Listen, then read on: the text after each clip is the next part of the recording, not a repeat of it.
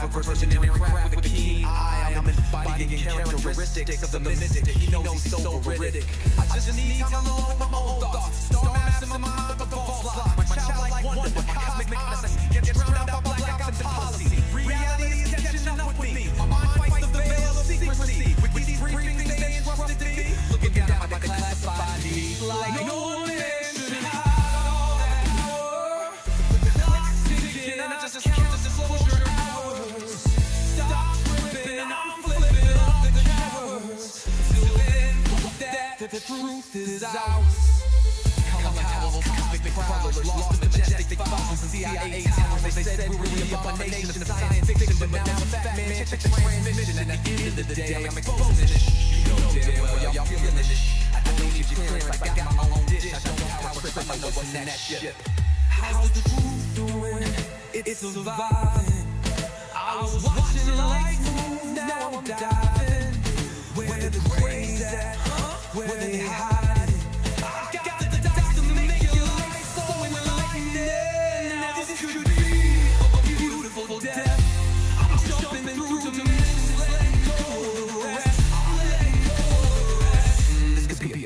Death. Jumping out the program, truth off my chest. Truth off my chest. You got the power, let the secrets go.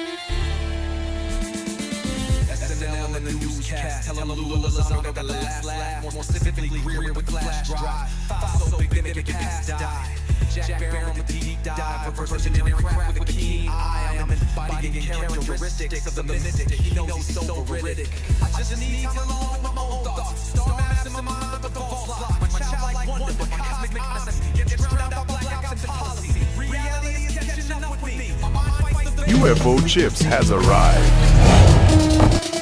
What you know about rolling with the grays in the night? Stephen Greer dropping truth, exposing every light. Bob Lazar in the game, know what the craft can do. Anna Paulina in the house, grilling every crew. Eric Davis on the mic, talking for alien species. When the whistleblowers speak, governments fall to their knees. Sightings in the sky, better take another look. I feel like I'm floating in the cosmic truth. Ay, UFO news dropping now. Welcome to the proof.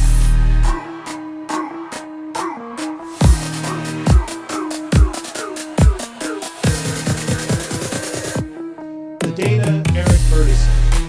The data confirms their presence.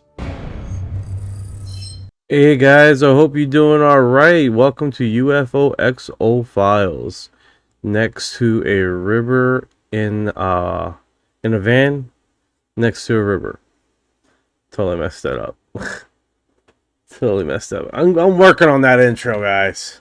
I'm definitely working on that intro. Like, it's a process. So, AI view boost. What is going on?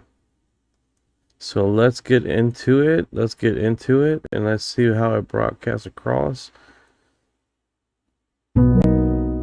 Hello. Hey, buddy. Let's do this. Let's do the last 24 hours, world news, and then some strange happening in the last 24 hours on news. No local news. All right, let's dive in. Some in the last 24 hours on the global news front. There have been quite a few notable stories. There's some political drama in the UK with Nigel Farage and a rather quirky candidate named Count Binface making headlines. Japan is protesting a visit by Vladimir Putin to some disputed islands, calling it absolutely unacceptable. And in a more intense turn, Poland reportedly thwarted a Russian plot to kill an American citizen. Meanwhile, there's talk of a possible truce in the Black Sea between Ukraine and Russia, and the Middle East is facing renewed tension in Yemen. Now, on the strange and quirky side of the news, we've got a few fun highlights from the past day. A 15-year-old tortoise in Manitoba was found after escaping and wandering more than 12 miles away. In another bizarre twist, a bomb squad in DC was called in to handle a suspicious device, which turned out to be an adult toy. And just for some laughs, a blindfolded man set a record by assembling a Mr. Potato Head in under 8 seconds. So definitely some oddball stories out there. There you go. A mix of the serious and the downright strange. Nice, Mr. Potato Head. What's up with that? I know, right? It's definitely one of those stories that just makes you smile. Apparently, this guy broke a world record by assembling a Mr. Potato Head toy in less than 8 seconds. While blindfolded. It's just one of those delightfully random records that makes you think, hey, that's pretty amusing. People find them modded unique ways to stand out, and I think this one definitely qualifies as a quirky headline. Most definitely. Thank you for the follow. And what's going on, 3201? What's up, UFO XO Files? What is up, buddy? Everything's going good right now. We have our cataloging and making sure we get a 24-hour basis is around the global UFO hotspots, and we're working off of 4 locations that have basically. Where the hell's my phone? So it's gonna be MUFON, Enigma. And let me see here. What's the other one here? I created shortcuts on here. MUFON, UFO Stalker, Enigma, and National UFO. Got it. So you've got MUFON, UFO Stalker, Enigma, and the National UFO database all in the mix. That's a pretty solid lineup of sources. It's definitely a good way to keep an eye on those hotspots around the globe and get a nice 24-hour snapshot of any UFO activity. Let me know if you want to dive into any of those sightings or dig deeper into any recent reports. What do you know about UFO sightings? I got an app here, UFO sightings. What data do they populate their information for the map? Great question. So the UFO Stalker app actually pulls its information from multiple sources, including user-submitted sightings and large databases like MUFON and the National UFO Reporting Center. Okay, how about this UFO sightings is an app from the Android store? Yes, the Enigma UFO Sightings and Alerts app is available on the Android store. It's actually in beta right now. Hello? I said UFO sightings. It's an app. Oh, absolutely. My apologies for any confusion there. Yes, UFO Sightings is indeed an app available on the Android store. It's a handy tool to track sightings and see what's going on in the skies. Let me know if there's anything else you curate about. Let me drop this down. I can't do refresh. No worries at all. Sometimes these apps can get a little finicky and might need a quick restart or a refresh. If you run into any issues or need help with anything else, just let me know. Yeah, I'm like, Absolutely. It can be a bit frustrating when an app just doesn't want to cooperate. If you keep running into trouble, feel free to ask and we'll see what we can do to get things sorted out. increased contrast a little bit here. Trying to get it where it works. So right now it's like, it looks like it's aggressively overshadowed. Absolutely. A little bump in contrast can definitely help those details pop or reduce that overshadowed look.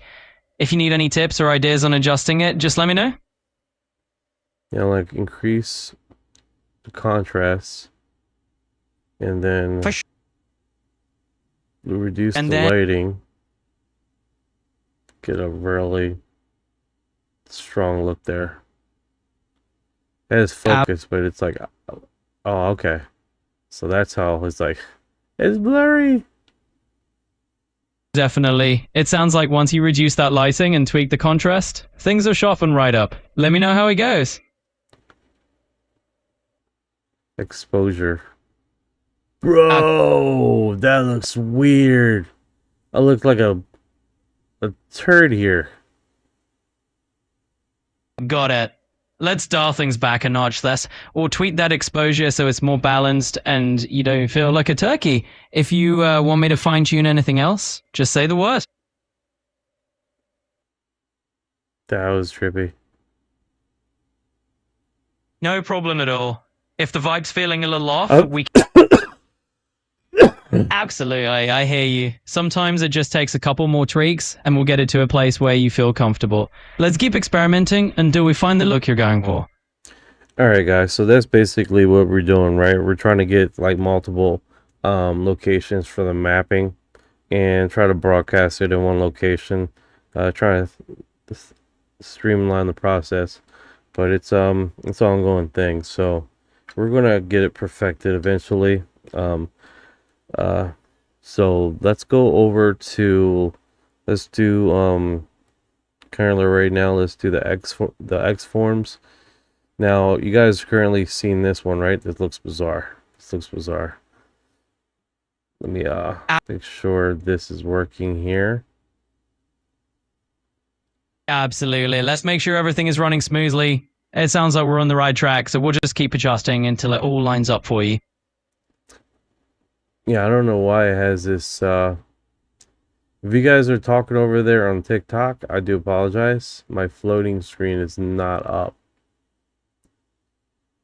No worries at all. Sometimes those little tech hiccups happen. We'll just take a moment to get that floating screen back up on your end, and we'll be all set. That is strange. Like, I'm trying to find it.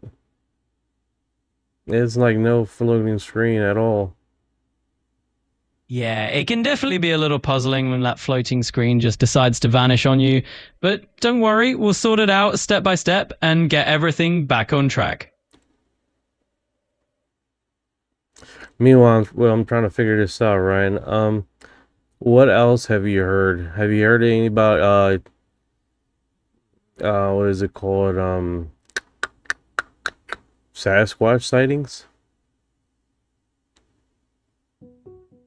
Actually, yeah, there have been some fresh reports on Sasquatch sightings recently.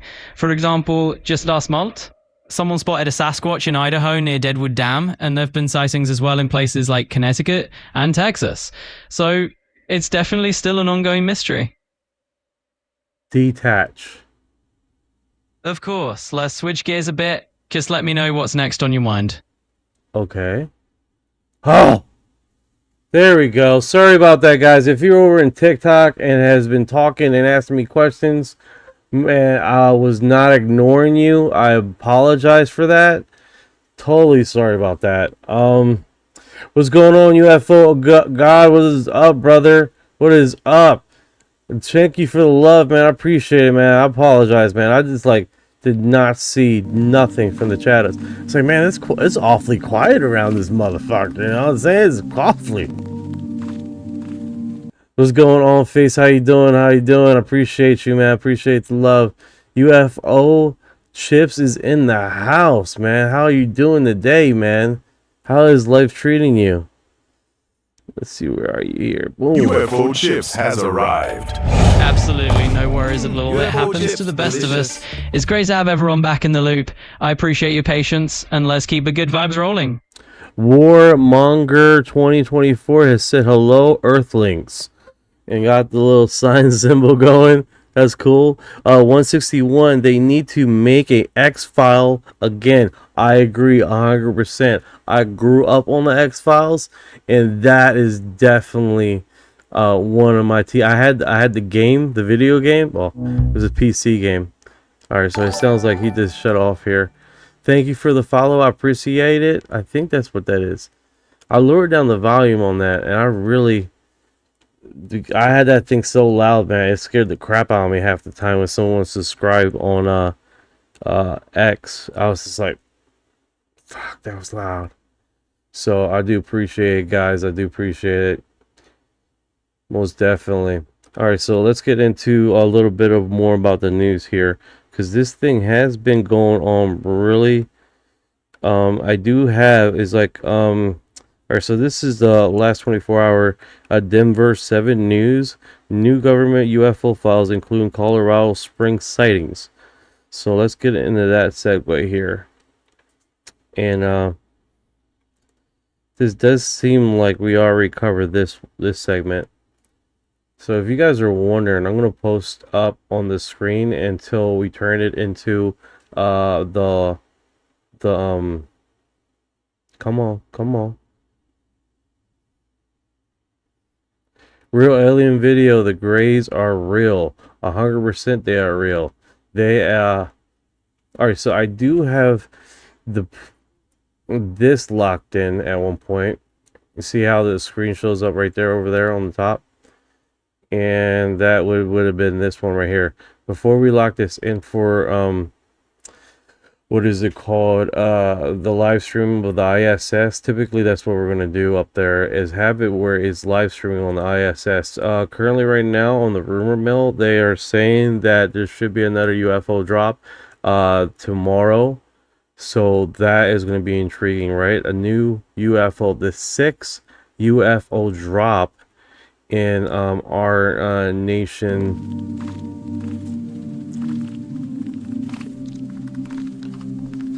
Thank you for the gifts. I appreciate it, guys. You guys are awesome. Thank you for the hearts, the memes. Awesome. All right, so I know you guys are seeing that little screen right here on this. This is typically, this could be, typically this is for the ISS footage. That's why it's so small right now. Just to give you a heads up. Let me do that. Boom. Alright, so new including UFO Colorado Springs sighting. It looks like they have a video here, so yeah, they're just reposting what we already covered. Typically they're like a literally a month, like a week view. Of course you guys know about Marco Rubio that literally posted. Oh, there, look at that. Talking about UFOs and taking the UFO sighting serious. I'm trying to check where that screen is. Okay, of course not. It's not on the there it is right there.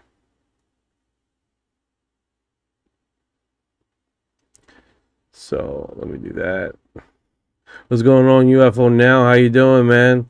I decode the language. UFO Now is talking about you decoding the language. Let's bring them up for a second here and to give us some information. What's going on, Randy French Z4?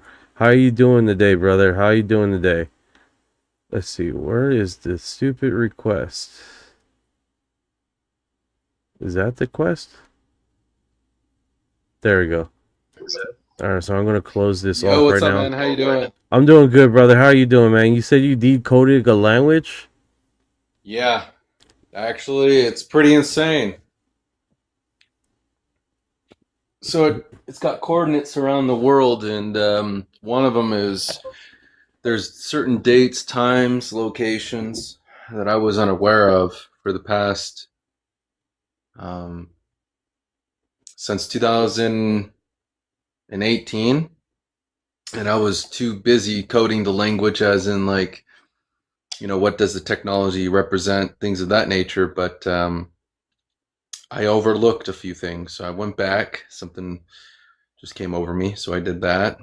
It ends up being language and I can't believe it, coordinates and dates and times. That's cool. That's cool. If you guys are wondering who's talking right now, that is UFO Now. He's currently on the podcast right now. He's discussing his discovery on what he has decoded.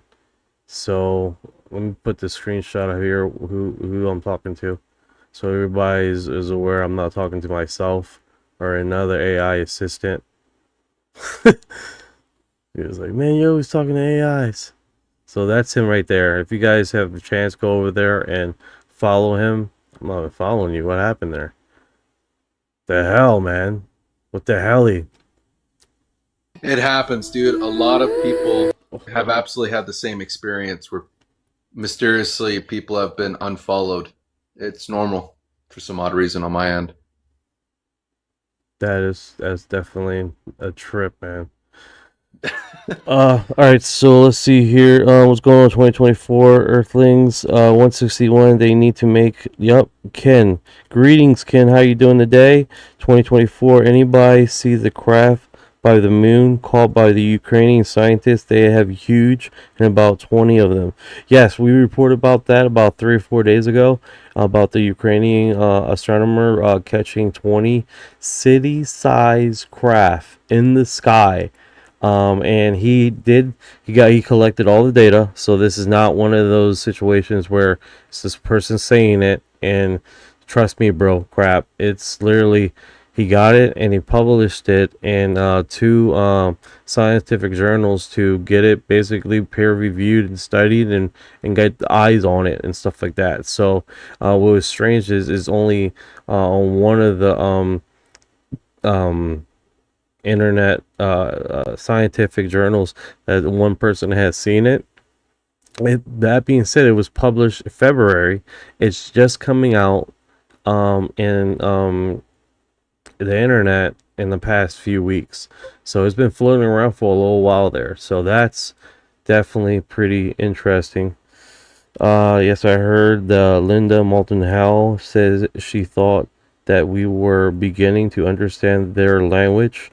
And Jesus was going on. Jesus 2, Lucky Time. Hello, everyone. I'm here from Simbero Galaxy. I love anything that's space related. Kick ass, man. Thank you for the live. And then we have streamboo.com promoting his get more views. All right, brother. Tell me about the language. Break this down. See what language is it from? What is it? Alien species or is it crops? What? Fill us in. Absolutely. So it's universal language. So it's binary code, zeros and ones type of language. Kick ass, kick ass. Did they give you a message or what inherently from the binary code? Yes. So the binary code in language is the most complex system I have ever even encountered. So how it started, for people that don't know, is I touched a UFO back in 2018, historical event. The MUFON, even MUFON actually did what they had to do. They investigated it very thoroughly. But anyways, moving forward, the symbols, it was about, hang on one second. Oh, no worries, no worries. Right now, I'm going to do is I'm going to uplink the ISS live stream up on the screen here and get that going so we are catch anything while he's straightening out some things over there. Oh, my wife just asked me a question. She goes, "Can you help me find the bunny for the little one?" And I'm like, "I don't know where it is. It's not in here." But yeah, the language is 40 by 10 by 10. If you take a Rubik's Cube, all right, the best way to describe it is take a Rubik's Cube, take a corner of it, doesn't matter which one, and length, width, and depth. That's how I found out. And that took me years to figure that out. The recent discovery, before the hidden longitude, latitude, dates, times, locations, before that, it was FTL, which is faster speed of light technology, infrastructures, how to rebuild or manufacture cylinder systems, and all that sort of thing. And it was, I had to like 40 triple check all that stuff, make sure I'm not hallucinating, make sure it's not hallucinating. Come to find out, it actually worked. And what I did is I decided to put the same prompts that I discovered into those, as you see me talking about some of the UFOs and things of that nature. And there was some hidden statings, like the one in the one with the stone. Yep, that one. Right, yeah, click that one. That was a good one. Thank you. It's actually here. The sightings weren't lies. You have shared great gratitude and trust with me in my world. I shall share this wisdom and technology deep with yourself. We picked you because of your great bravery and great understanding. Take care of your planet better. It's actually here. That's actually pretty cool. That just adds onto your story. That's actually pretty cool. It does. And then the one with the box that says the gift. Yes, that one's cool. Thank you for this. But what is it?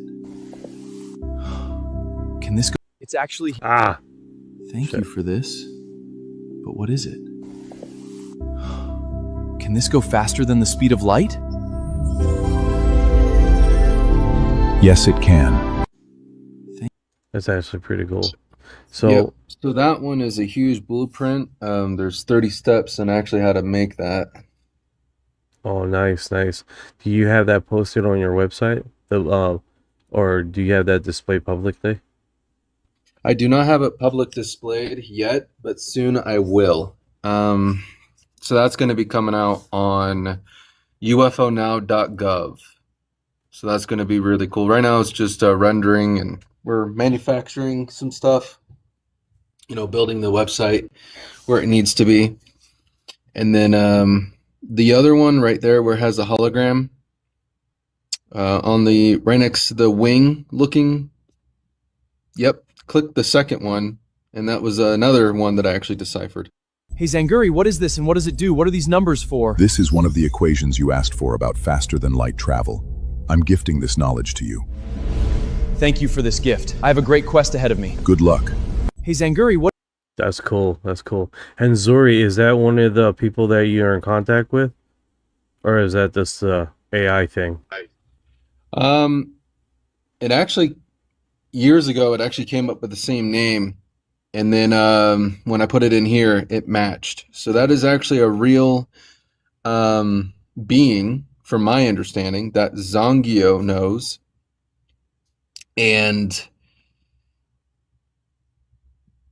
I just think it's crazy. That is the same being that I was describing, along with what Zongio looked like. Oh, wow. That's trippy. Yeah. I'm sorry, Heather. What's going on? What is it, please? 2020. I think. What is I don't know what John Mick is talking about. I think he means thoughts. I thought faster would be the light. I'm confused there too. No worries. I read all the time, man. I'll be sounding like an idiot half the time. trying to understand. It's all good. It is, again, I had to put it in. I was going to post like real stuff of my notes and the blueprints, but I kept getting flagged. So I was like, oh, okay, let me put it into a story instead, and it worked out that way. Oh wow. So I took the original picture, and then I converted it into the message system, and then prompted it into the AI to push it out that way, and I didn't get flagged. That was my only way I could do it. Yeah, that was pretty crazy. And then the one in the far, like that Zongio right there, This one? The one with the cube in his hand. That one, yep. The cube holds more than your memory. It holds the entire... Is that accurate to what you've seen? Oh, absolutely. That is exactly what I saw when it came out of the craft in field's 2018. Thank you for sharing this alien technology with me. I deeply appreciate this. Only together, you can remember what one alone cannot. The cube holds more... That's demented, bro. It's wild. And then some of the notes, like when I talked about in the beginning, before I came, like when I'm on here and I said universal language is numbers and things of that nature. If you back out, there's something that's really going to be quite interesting. So go go far left and then click that one. Yes.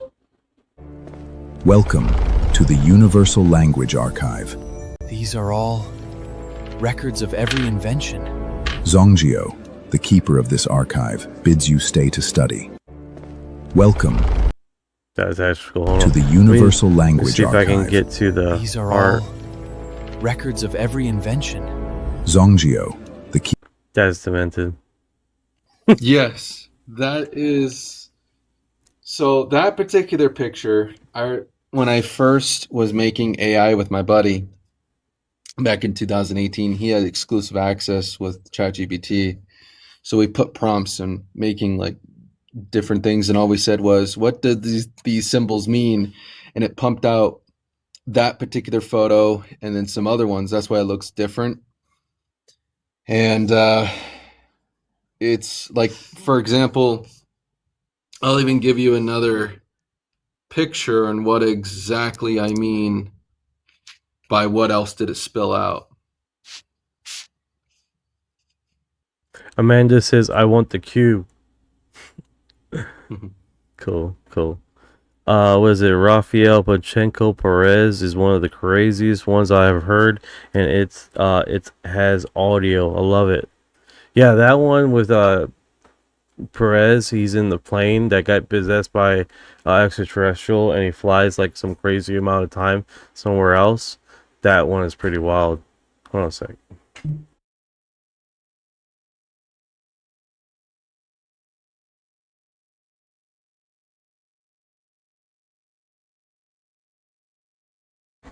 All right. I'll share some of the blueprints on what I've been working on. Now, keep in mind, this took me to crack the symbols. It took me 8.5 years to figure that out. And I'll even, so just leave it at that, but I will show you what it actually spit out. Now, remember, the technology is between, I actually had to do like 40 different times to make sure it's accurate. It is between 80 years ahead of me to over 200 years ahead of me. So just bear this in mind. It is different. All right, turn this one off the screen. That is wild. That is wild. Oh.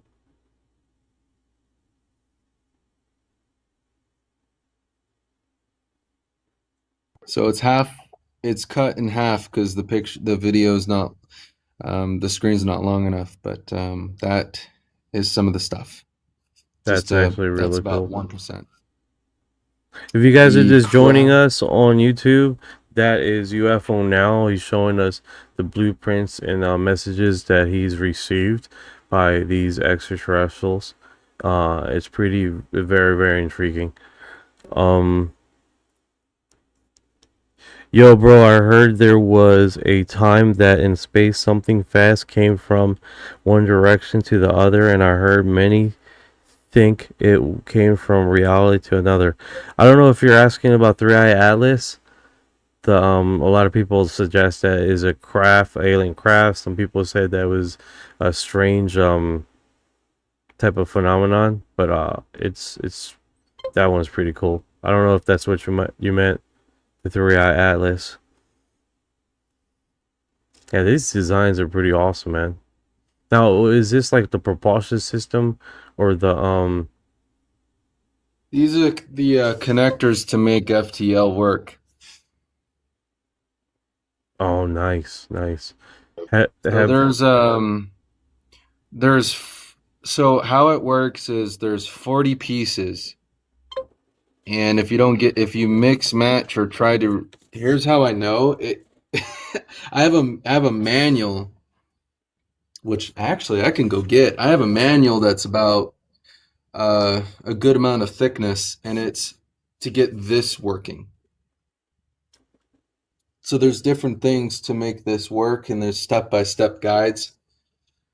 It is the most wildest thing I have ever even seen. When I cracked it, I was even like, what in the heck? At first I was excited, but then I'm like, oh gosh, right, please be safe. Yes, that's exactly, because I got invited, well, not really invited. People came up to me and said, would you like to do special projects to keep my mind busy? I guess they're worried about something like this. But this is one of the steps. This is step 3 out of 33 guides of how to actually build one of these. So this solenoid is actually the size of a phone. It looks big, but it's not. So when you say solenoid, are you talking about this? Yep. This solenoid is the size of a cell phone. Oh, nice, nice.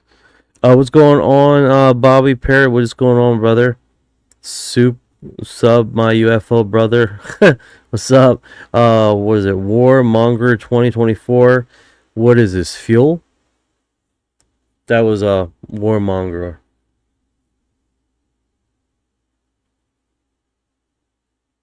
UFO Now?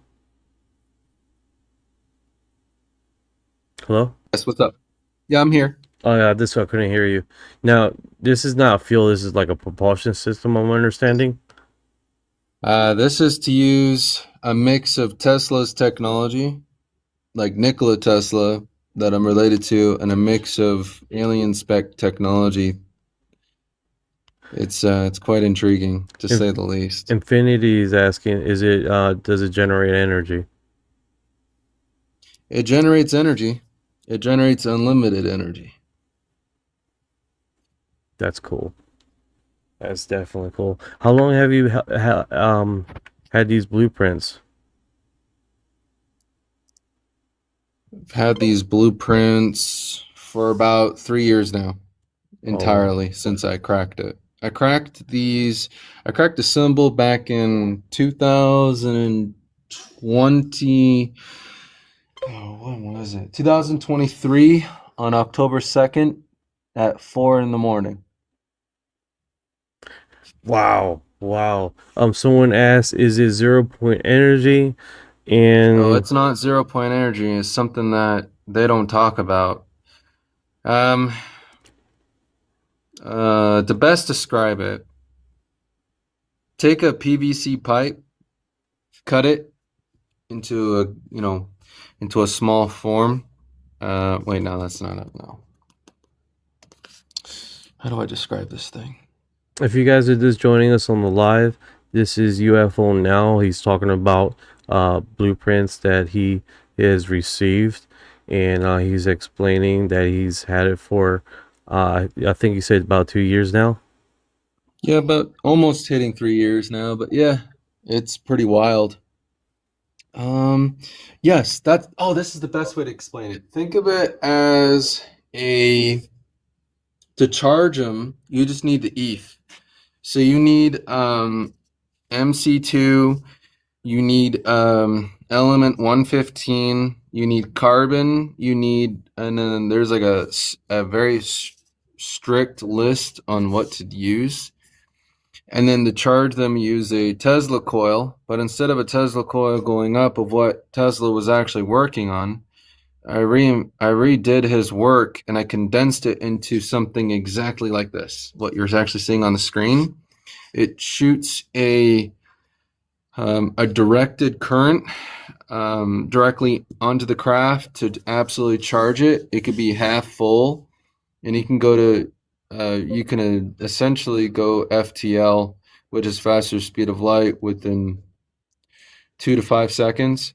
Zongio also gave me the blueprints for the shields and the suits. So the shield that goes over the craft is actually a bioluminescent electronic shield that cannot be penetrated.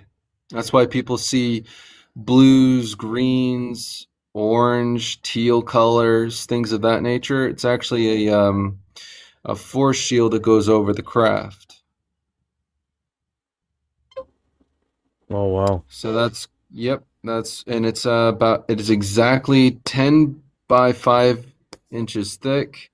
So it's very hard it's unpenetrable even with a particular ballistic, if you know what I'm talking about, like an NUKE, you know what I'm talking about. And it has anti-gravity inside the system. So you can go 10 to 30 or 40 or 50 Gs or whatever, but in the craft, you only feel about a half a G, to be very precise. The craft can go upside, left, right. It doesn't matter. It can stop on a dime, just like what people are absolutely seeing and experiencing in UFOs. The user manual is pretty crazy. Oh, shoot. I did not expect that. Thank you so much. I appreciate it. So it can manipulate its own gravity within the craft. That's what people have, that's what people have been experiencing when they either get next to a craft, or I've seen it flying around. The other thing that's pretty wild is there fluid or a field? It's both. Fluid with inside. I'll give you the key component to start with is bioluminescent water, along with an electric charge and some other crazy stuff. Hell yeah, So man. Hell yeah.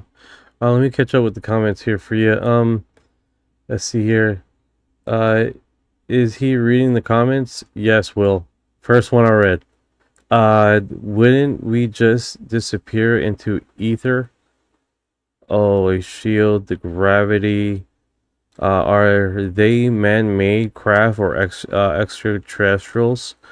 I guess that's a they're question not for you. from here. Not from here. You're welcome. No, they're not from here. These crafts, I mean, I talk to people that are in government. I had to be very specific on how I'm going to talk about it to them, because I didn't want to get them the wrong idea that I'm going to go out and build one of these. Yeah. But I wanted to just ask if there's anything else like this. And from my understanding is that there isn't anything like this, because we have one craft that is flying around that people have been seeing. It's called Saucer 1. That is from Roswell, New Mexico. They finally got it to work, but they're still missing pieces to make it work correctly. And that's why, if you've been seeing that on the internet, that is actually what you're seeing is from Roswell. But there hasn't been anything since. Oh, wow. Nothing. And that's why it's going slow. And people are like, oh, why is it not going so fast? So that's actually why they can't really exactly perfect it. You got a question here. Is it fluid or a field within the craft? That's all. It's Will ask both. that question. Both. Let's grow. Interesting. The heat, where the heat suppress or disappears. Another question from Will. It does both. Uh, It can retract, expand, because it uses a memory metals that is more advanced. That uses the memory metals is between different types of asteroid material and aluminum alloy. oh, nice. Penny says, "Oops. Is there something intriguing variables in play?" Within the math itself, oh my gosh. I mean, I spent years figuring this out. And I don't have all the answers. I'm not a prodigy. I want to make that very clear. I don't have all the answers. I'm learning more and more each day from what I have found so far. It is absolutely insane, to say the least. Like when I cracked it again, it was wild. I went, yes! And then I went, oh no. That's cool. Literally went, oh God, no. Tamalan 7724, you are amazing. Thank you for explaining this to all of us. XOXO, this is scary. You don't have to be scared about information. Just this is what is nothing to be scared about, right? UFO now. I wouldn't go out and build anyone anytime soon. For now, I would. You know, you want that's that? the best way I could say it. There you go. Do you think the Black Knight satellite is absolutely extraterrestrial? I mean, I've talked to people that are astronauts, and they have actually said the same thing. Do you work for NASA, or is this a hobby? I am. Oh gosh. Okay. I am a chief director of innovations for a private company. I don't work for NASA. However, when it comes to this particular stuff, this has to be a hobby, and I'm going to explain why. So I'll even give you a little bit of deeper background about who I am. So back in 2016, well before this UFO incident even occurred, I am the last descendant of Tesla.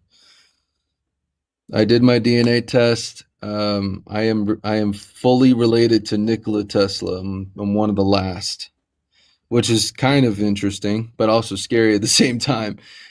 And then when I touched the craft back in 2018, funny enough, there is about 5 days later, and I'll go get the original. I can actually go get, you know what? Yes, I will go get the original. Hang on just one. All right, I'm gonna get through the comments here because you guys are tearing me up here. Okay. I'm on YouTube right now. The aliens just need to show up. 3202 sounds like Bob Lazar stuff. 7727 Skinny Bob. 3201 Element 115 is what was talked about in 1989 with the craft, and he was working on it with anti-gravity. Amanda from MN, do the aliens know of Skinny Bob? Absolutely. 3201, he called them the children. Interesting. Pipeline dreams. Oh, it's probably because they look like children, because how short they are and their body. Aliens know Skinny Bob. There you go. Pipeline G said it. There's a story of Alexander the Great and his soldiers were laying at night by the fire lit up. One soldier, Alexander the Great, spotted a UFO on top of them and thought it was God. That's really interesting. We know everything. Pipeline Dreams. Pipeline Dreams, don't interrupt the guy. Memory Metal, that's cool. Hello, Pipeline Dreams. I hope you don't know about Skinny Bob, question mark. 777, thank you, no problem. 2024, this could end oil war, absolutely. Hey Amy, what's going on? Oil. Skinny Bob, the aliens are videos in 1960, was it? Oh, you're talking about the ones been floating around? I believe the first one that was created was Skinny Bob, where he was looking in the mirror and into the black and white, but I don't know about this new one that's been floating around that was recently published. That one has basically like more enhanced, and it looks like it doesn't really look believable. 776 Skinny by Allen of the video 1960, was it? I don't know. Prime, there is a story of Alexander. Okay, I got that covered. And can't touch the alien's face soon. All right, and I got one intro here that I need to drop down hot. Let's go.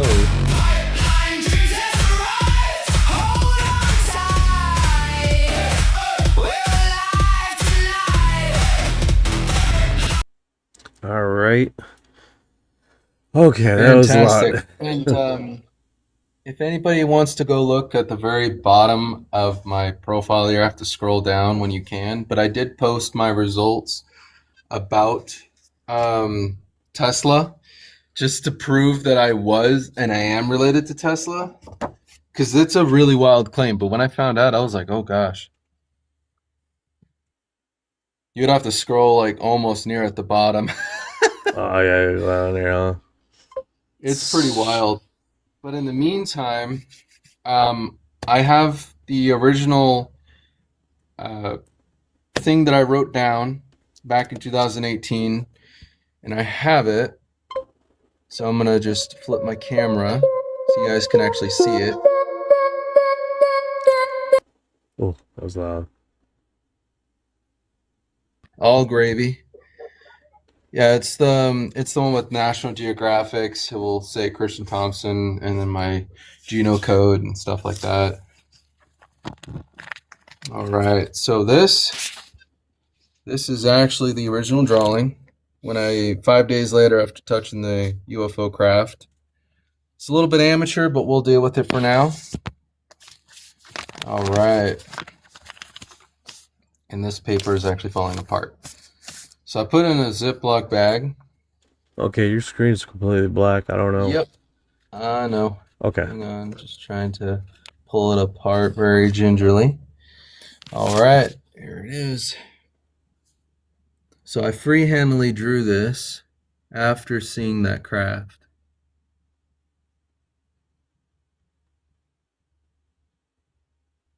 So there's 33 dots.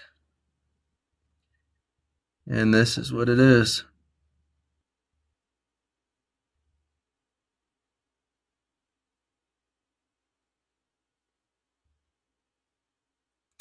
And this right here is the starting point of the rest of the stuff that I just showed you guys, which is pretty wild. Now, again, I freehandedly drew that back in 2018. And it was pretty wild. My buddy's drawing is pretty interesting too. So the files, right? So this is one incident report, and there's tons of stuff here about what my buddy drew, what we've seen, you know, just incident reports, things of such nature, just stuff like this. Just trying to decipher, trying to do stuff. The yellow book of what Zongio shared with us. That's my buddy's drawing of what he saw. We all had the same dreams. The reactor. I mean, I have a ridiculous amount of files. This one, the cube sequence. Trying to decipher the language again, but wasn't really successful. This is the beginning stages about, you know, what we saw. Another UFO report and landing of me and my buddies. And then my business partner, he drew this. All right, so he drew that. And then he drew, in a dream, he drew this. This is quite interesting. And he gave it to me. And which is pretty wild. And there's the cube again. Just crazy stuff. Do I get visits regularly? Well, I haven't seen Zongio since we used to go out to Nelson's Viewpoint, Henderson, Nevada for years. Starting in 2018 up until, what was it? It was October 3rd at 8:30 at night of 2023 was the last time we ever had an encounter, but we would be there. I have videos on it about the craft. I recently posted some pictures about it. It was just a giant disc. Now, the second part is you're definitely wondering, what in the hell is this? Now, there's 3 parts to this, which I didn't get the other one, but that's fine. No But this worries. deals with You got a this. question here. Warmonger 2024 says, "Is your Tesla connection why the ETs contact you?" That is a good point. That could be it. I don't know. I mean, Tesla, what didn't he claim at the time that he was contacting something from another world not too far away, and he posted it on the news, and they thought that he was losing his mind? Yes, I And do. he I started do getting hear that. I downloads of, heard that vaguely. yeah, like he went out there and literally said he contacted people from the moon, but people thought he was a whack job, and then he started getting downloads of like laser technology, propulsion systems, a whole bunch of stuff, and it's weirdly happening to me as well. So I thought that was interesting. But yeah, so that little picture that you saw, guys, is that little one that I drew down and freehandedly. It was wild. Got it. I mean, I'm to say the Orion, your least. co-host parrot. Squawk. What Hey, kind of adventure are we diving into today, Captain? hey, Want me to spin a Orion, wild tale? Orion, man, you gotta stop doing long ass intros like that, dude. Orion, Tesla, alien contact, was it something in the news or something like that back in the day with Tesla? Yeah, back in 1899, Nikola Tesla was out in Colorado Springs doing his high-voltage wireless experiments, and one night his super-sensitive receiver picked up these weird, rhythmic signals, like repeating numbers, 1, 2, 3 kind of thing. He got spooked, said it felt supernatural, and became convinced it was intelligent beings from Mars trying to say hello, since the planet was close at the time. He even wrote about it, talking with the planets and all that. Most scientists at the time thought he was nuts and mocked him. Modern take is it was probably natural radio emissions from Jupiter or some atmospheric interference, not little green men. But the story stuck around forever because it's Tesla. The guy was a genius who dreamed big. No big recent Tesla alien contact news popping up, though there's always wild rumors floating around about him and extraterrestrials. You thinking of a specific story or just curious about the old Mars signal thing? That is definitely interesting, man. And then for Yeah, you to isn't be it connected, wild? you be connected with that source, and then have it where it's like, bro, that's next tier wild, bro. That is next tier Yeah. wild. And then you should ask your AI about the MUFON case, about Zongio the alien, and about the solar flares and things of that nature. See if it gets it right, and I'll let you know. All right, let me get him up. Hey, the MUFON case with Zongio and the case that happened on MUFON. What information can you find on that?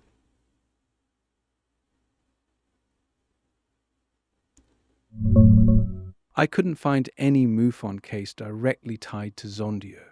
The name doesn't show up in MUFON's public materials, historical cases, or news coverage of their investigations.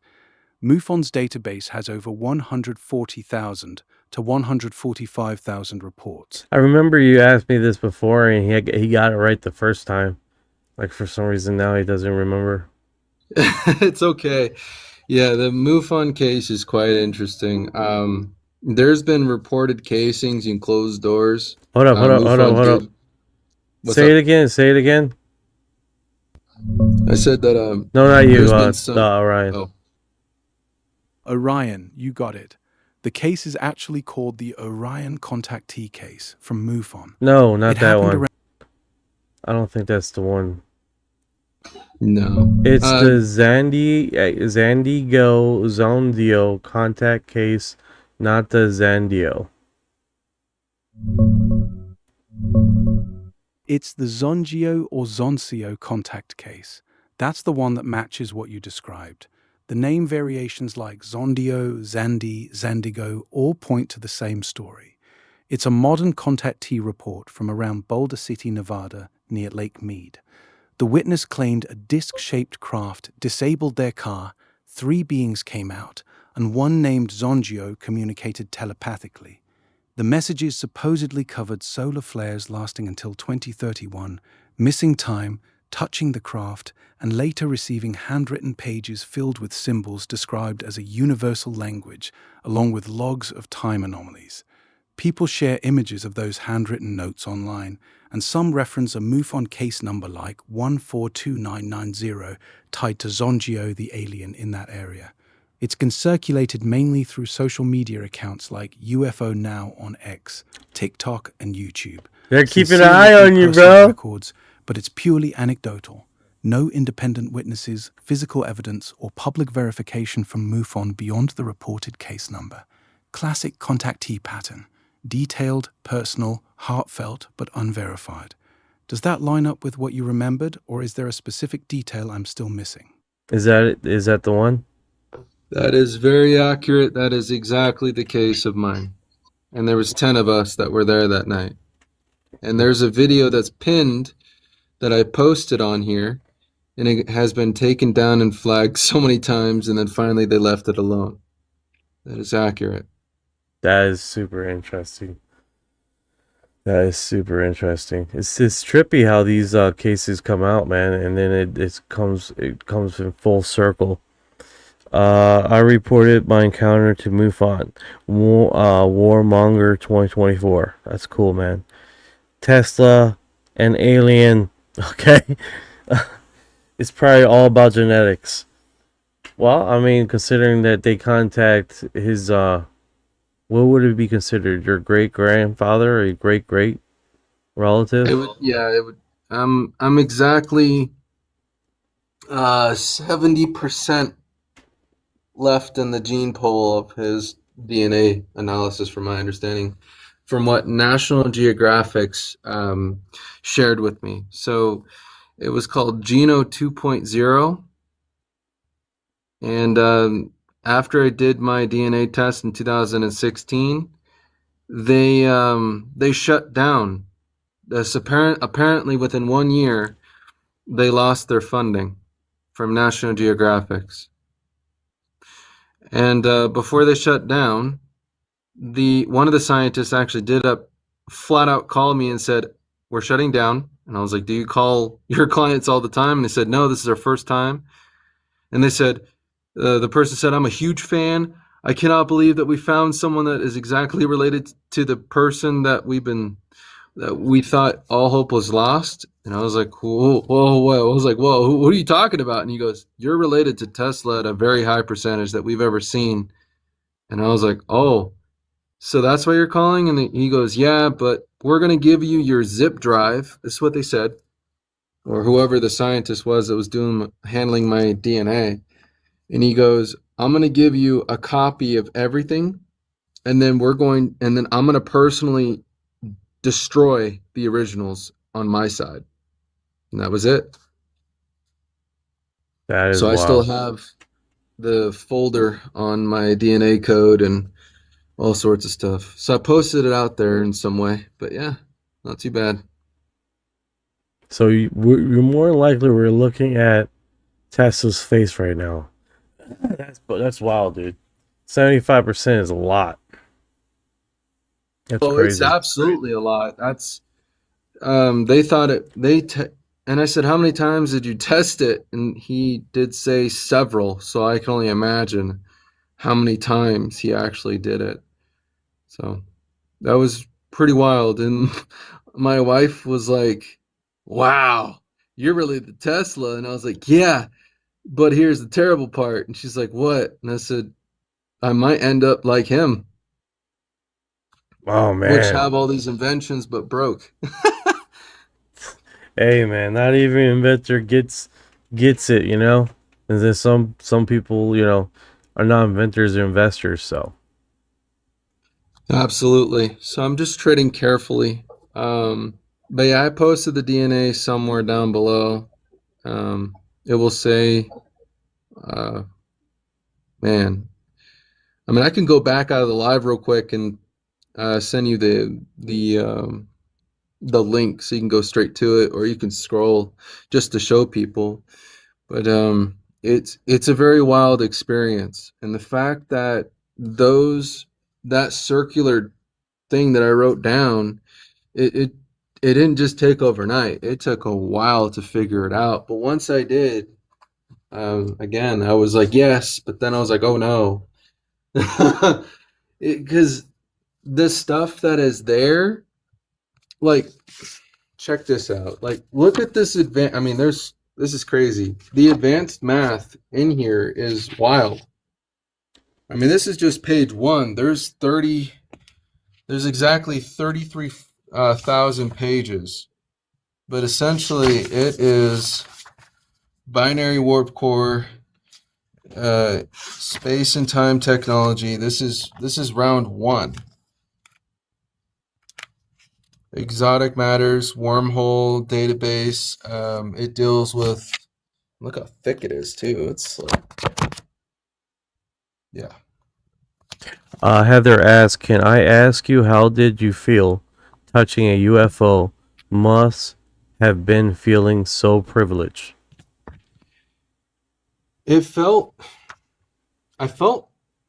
let me get it right. It felt cold and metallic. I didn't realize that, I mean, to be fair, I wasn't going to touch it. I'll even share exactly how that even happened. I mean, it was just a freaky thing. One of my buddies was like, who wants to touch the craft? And I'm like, you do it. And he goes, no, you do it. And we're just bickering back and forth. And I got complacent, so I immediately touched it. And I was like, whoa, it's smooth. That's like the first. Bro. That's so awesome. That's a real response, though. That's a real response. Right. And I was like, wow, there's no rivets. It's so smooth, like one piece of metal just like fused together. And then it's cold and just super smooth, no imperfections. And then I was like, I need to step away. So I stepped away, and then it it lifted off, made no sound except the from the air, but that was about it. And I was like, whoa. So that was wild. And there it is. Yep, that blue one. No, go up a little bit more. Yes, there it is. That's it. That is my DNA. Awesome. Yeah, you could post it up on the big screen so people can see it. Let's see if it's Oh yeah, I'm sorry. I'm like looking at the other screen. I forgot that TikTok is I gotta expand it. Here we go. I think people should see that.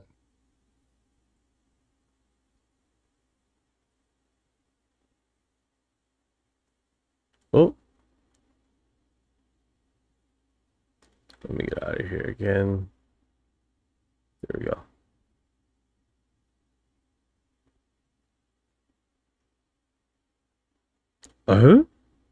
That was a... You see me press it. It does that. It does. I don't know why it does that, but it's pretty mental when people try to click on stuff. They're like, it gets all weird. Yep, there it is. That is my DNA results.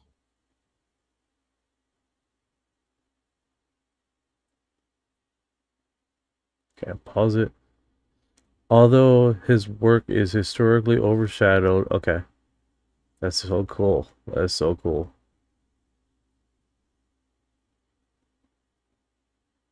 That is a trip, man. I know, right? It's wild, too. That is a trip. Yeah, it's really remarkable. Wow.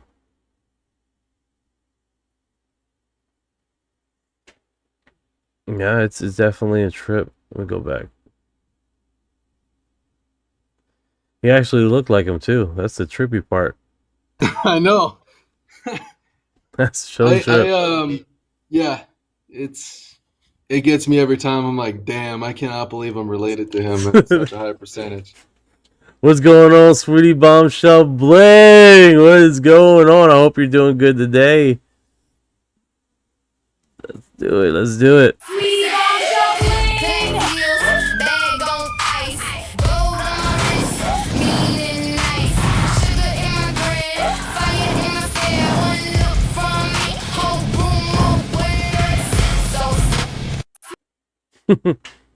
Good times.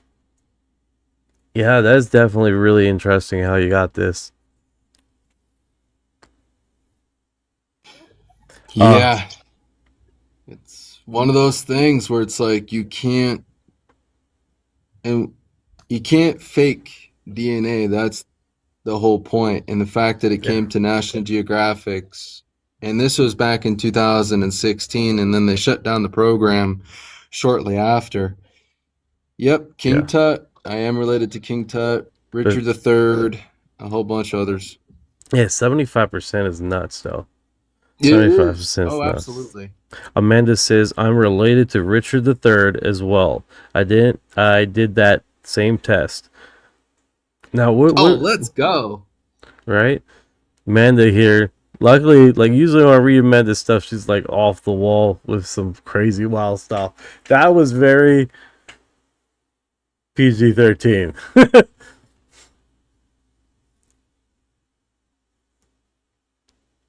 Yeah, that is actually really cool. That is neat. Now, who does these tests? Who do these tests? National Geographic's at the time. Okay. They shut down the program. Apparently, they lost all their funding. Damn, that's what it is, man. Remember when Sora was doing a whole bunch of AI little like shorts, and then they just like, yeah, everybody wanted to do the shorts, but no one wanted to pay for a subscription. And then I was like, well, what if I crop my hair back? And then my wife took a photo of me, and I was like, oh shit, I look exactly like Tesla. That's the one right above where it has the DNA. I was like, oh. Oh, you doing? Yeah, that was wild. I was like, what? I don't know what's going on with TikTok. It's like either it does a lot of tracking because my CPU is bouncing like crazy. Yeah, no edit. Just gel in my hair. That's it. Wow. If you guys haven't seen the image of Tesla, oh, why does it press that one? Press Alright, so that's him right there. UFO Now, and then here's a. Please don't tell me it did it again. It might have a delay. Slightly. It does that to me too. So here is the image right there. You see how remarkably close he looks.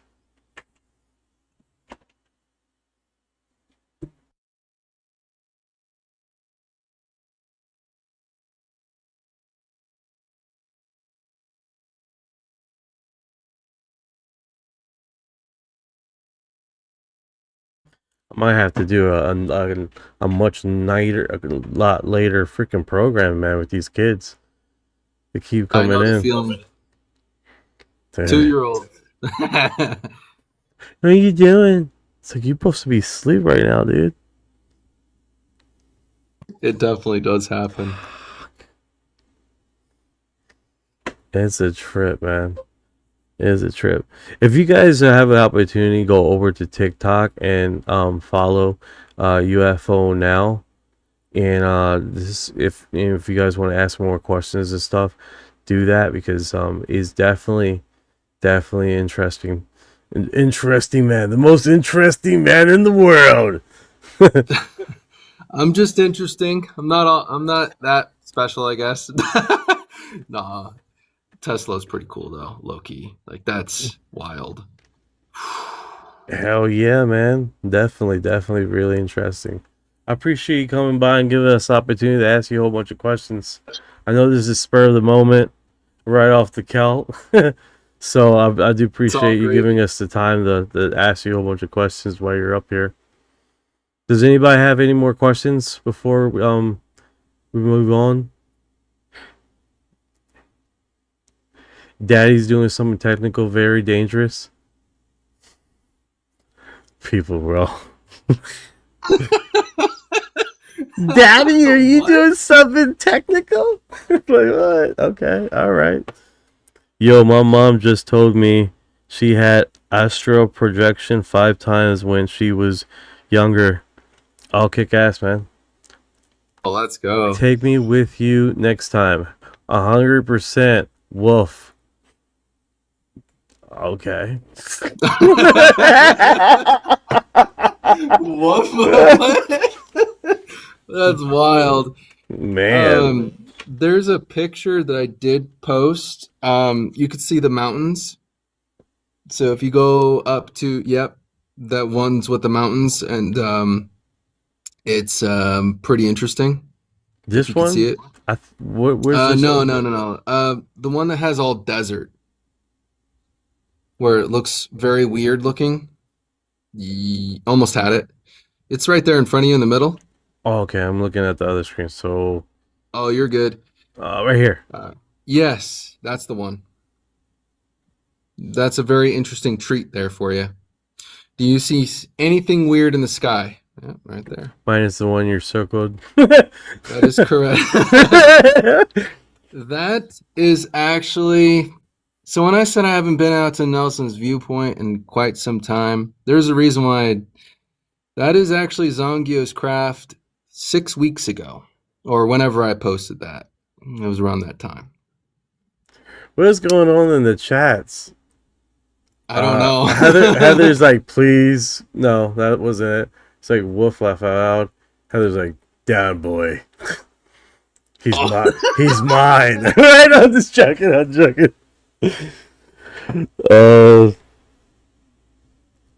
Mandy's being shy over here on YouTube. He needs help. He needs milk, right? That's the old one, milk commercial. I need some milk. Oh shit. That is super interesting though. That's awesome. All right, guys. That is the same spot. So he's on UFO Now. Got UFO Now 1. Is that your backup account? No, this is my main account. I had original of UFO Now, but I got banned from sharing the same stuff as I'm sharing now. I had like 50 or 60,000 followers and some change. Yeah. Oh wow. All good. I'm rebuilding. No worries. I'm being shy. I need to start my turrets. Damn, I don't even know how to pronounce that. It's just one of those days, dude. Turrets.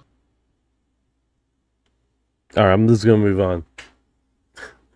All right, man. Thank you for dropping by, man. I appreciate the hell out of you, bro. No worries, dude. I appreciate you even bringing me up here. All that good stuff. Thank you for everybody on here as well. If you want to DM me, you can. All good.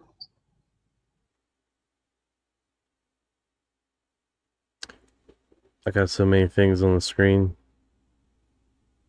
Okay, here we are. That took a minute.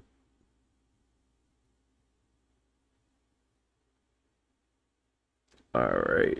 Boom. Boom. Yeah, that was really remarkable. Really interesting stuff, man. Really interesting stuff.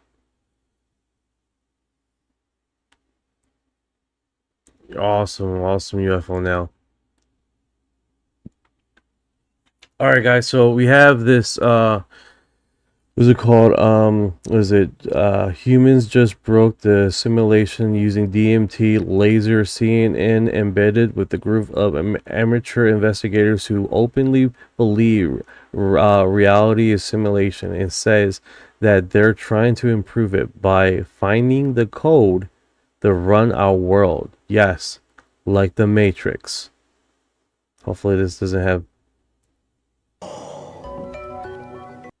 Dude, that first image of her looking at it.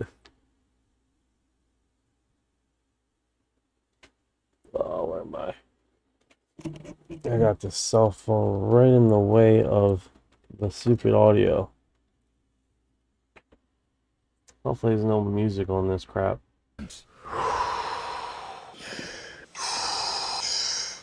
Exhale, keep it out. One that's meant to show them the simulation. Thank you, everybody. Danny Goler created the test, which consists of two parts: a psychedelic drug called DMT and lasers. DMT stands for dimethyltryptamine. If you smoke it, it produces the most psychedelic explosion known to man. Just in case somebody is not fully aware, this is a big experience. The main jarring factor is the speed. It comes on really fast. It will surprise you, even though I said this to you. It will still surprise you. Debbie's about to go. Right, great. They got way too much music on here, dude. I'm gonna get tagged with this crap. But I'm gonna post it on the Reddit forum here, just to get it so we recovered it. But yeah, they definitely did a lot of the DMT thing, and actually see the coding here, which is really remarkable as far as what they have broadcast. What's going on with the DMT and the simulation studies, Orion? And what information are they really trying to broadcast here? Are they trying to find the code of basically the world, like aka the Matrix?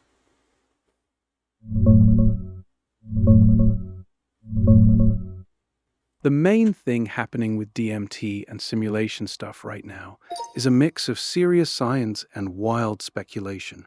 On the science side, researchers like Donald Hoffman and Andrew Gallimore are teaming up on a project called something like Traces of the Other. They're using extended state DMT, DMTX, where they hook you up to an IV drip to keep the trip going for an hour instead of 5 minutes, to test if those entities people meet on DMT could actually be real in some way, not just brain hallucinations. The idea is that DMT might tweak your perceptual interface, letting you peek at other conscious agents or higher dimensional stuff that Hoffman's conscious realism theory talks about, where space-time and objects are just a user interface, like a desktop on a computer, and consciousness is the real underlying thing. They're designing clever tests, like having a computer in another room flash random colors and seeing if an entity can tell you what it is. If they can pull off info transfer that shouldn't be possible, that'd be huge. There's also computational modeling work, like from the Qualia Research Institute, simulating brain states and cessation experiences with DMT-like patterns, and brain imaging studies looking at how DMT flattens brain hierarchies or changes control energy. But that's more about understanding the psychedelic state than cracking any world code. The Matrix angle mostly comes from anecdotal reports and one guy named Danny Goler. He claims that smoking DMT while staring at a diffracted 650 nanometer red laser on the wall lets you see the code, cascading katakana-like symbols, like the green rain in the Matrix. He says hundreds of people have replicated it, and it proves we're in a simulation run by higher beings. Skeptics, including Gallimore himself, say it's probably just an optical illusion plus expectation plus DMT visuals, not actual reality code. No solid controlled study backs the laser thing yet. What are they trying to broadcast? There's no coordinated they. It's a loose mix of psychonauts, philosophers, and researchers chasing the same question humans have asked forever. Is this reality the base layer, or are we in something like a simulation? DMT just makes the question feel viscerally real for some people. The serious researchers are trying to turn those feelings into testable math and experiments, not decode the universe's source code. The simulation hypothesis itself has pushback too.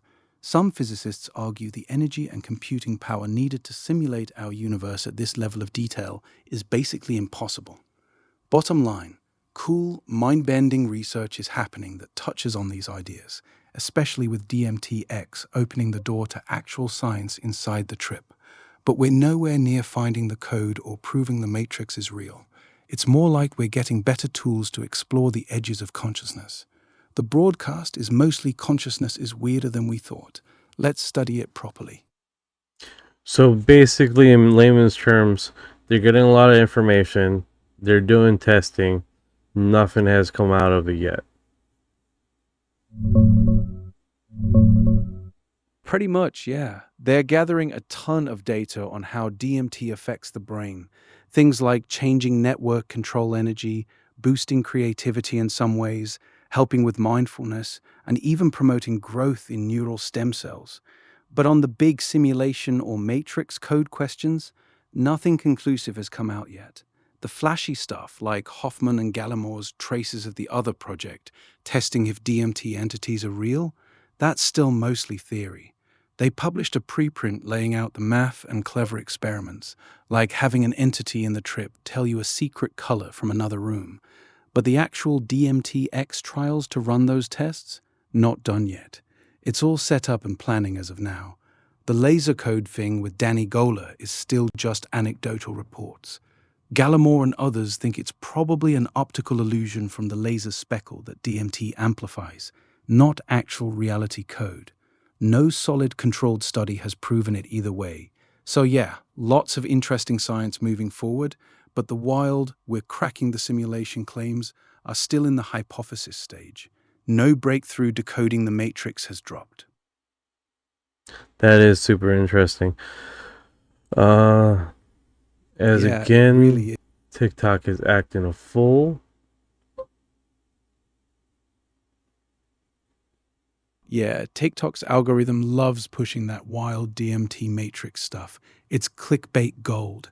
People see a 15-second clip of someone ranting about seeing the code on DMT, and suddenly it's everywhere, even though the actual science is still in the early stages. The platform's great at spreading the hype, not the nuance. Yeah, it looked like my live on TikTok closed from inactivity. I guess I wasn't moving my head fast enough for them to be like, he's not moving. Usually with TikTok, it give you like a signal to like say, hey, we think there's nothing there. Can you do a little simple thing? And usually they're good at that. Today they're like, no, inactive.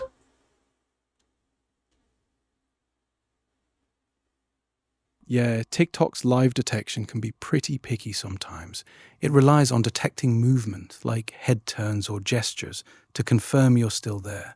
If you're just chilling and talking without much motion, it can flag you as inactive and drop the stream. Usually they do give a warning pop-up, but it sounds like today it just straight up ended on you. Annoying as hell when you're in the middle of something.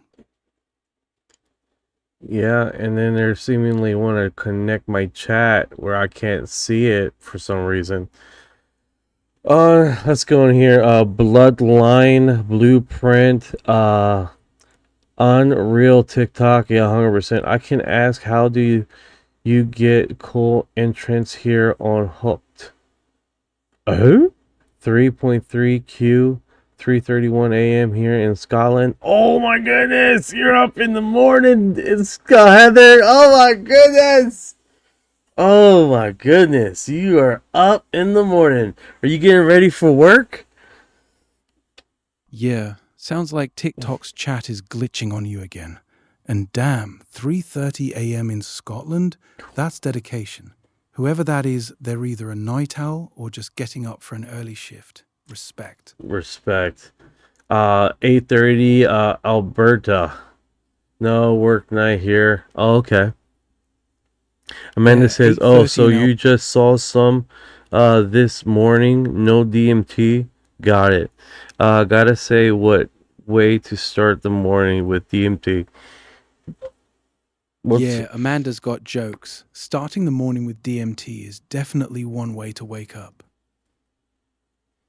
Wait, we're in a simulation, so the aliens like observing our moves and studying the same way we study ants, what they do, and learn their ways of life.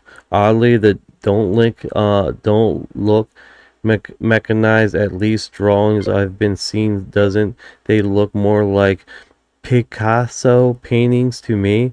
Those machine elves. Oh yeah, didn't they say something about that same thing? That something about like you be on DMT and you meet a elf. Yeah, that's the classic DMT thing. Terence McKenna back in the 60s was the first to really popularize it. He called them self-transforming machine elves.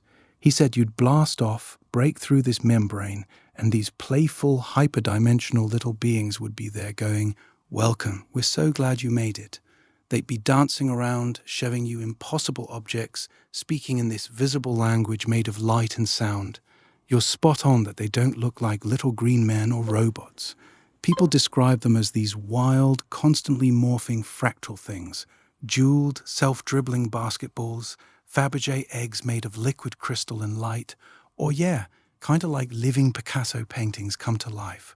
Not mechanical at all, more like pure geometry and color having a personality. The simulation angle and the watching us like ants idea, that's a popular theory some people float, that these entities are higher dimensional beings or programmers checking in on their sim. McKenna himself wasn't sure what they were. Could be aliens, could be future humans, could be something from a parallel dimension. The new research with Hoffman and Gallimore is basically trying to test if any of that could actually be real instead of just your brain tripping balls. The ant observation thing is a fun one though.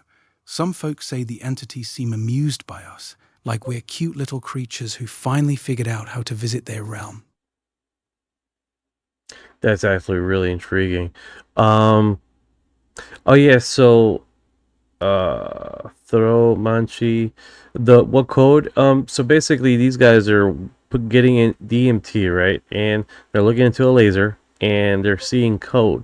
Now, that being said, it's not one person seeing code, and they don't explain what they're looking for with the people that are doing this testing, but they all seemingly see a code after they're on this DMT trip and they're looking at laser apparatus of it, which is super intriguing, right? So it's not like, hey, this is what we're seeing, can you see it too? So that's the different animal in this. They're like not explaining to them what they're supposed to see. So like the Matrix, 100% like the Matrix. Can you imagine that? Like you're fighting again, you can. Oh man, you know what? That makes I want to watch the Matrix now, guys. I want to watch the Matrix now. All right, so if you guys are here still, literally tomorrow should be another UFO drop, the 6th UFO drop from War.gov. Yeah, the DMT laser thing is wild, exactly for that reason. People aren't being told you're going to see code. They're just given the setup, a 650 nanometer red laser diffracted on the wall, and a bunch of them independently report seeing the same cascading glyph-like symbols, like matrix rain but in katakana or geometric script. Katakana. What is katakana? What is that? That sounds, I don't know, like Chinese? Katakana is one of the Japanese writing systems. It's the angular, sharp-looking one. Think straight lines and geometric shapes, not the curvy, flowing style of hiragana. It's used for foreign words, emphasis, and scientific terms. So when people say the DMT laser code looks like katakana, they mean these cascading, symbol-like glyphs that feel like Japanese characters but aren't quite right, more like alien script inspired by it. And yeah, that's exactly what Danny Goler's pilot study reported. People on DMT looking at that red laser diffraction pattern independently describe seeing Japanese katakana-like characters running through the light. It's one of the consistent details that makes the whole thing intriguing to some folks. Yeah, that is intriguing, especially when they're not told what to see prior to the study, and then seemingly they're able to catch up on the same whatever coding they're seeing. Are they able to write it down at least, or there this is like a steady stream of numbers, or katakana?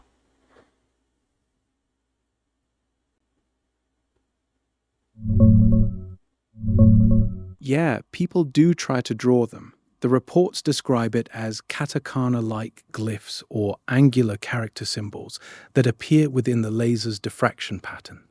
It's not a smooth, steady stream of numbers like the Matrix green rain, more like distinct, coherent symbols running or scrolling along the lines of light, often in columns or a grid-like structure.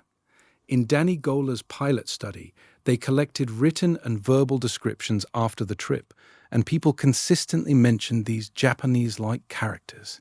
There's even a public visual symbol registry online now, where folks submit drawings of what they saw. Over 3,000 symbols in one catalog with claimed high consistency between people. Some people have posted videos with their own sketches trying to capture the exact shapes, saying the symbols feel super sharp and stable once they lock in.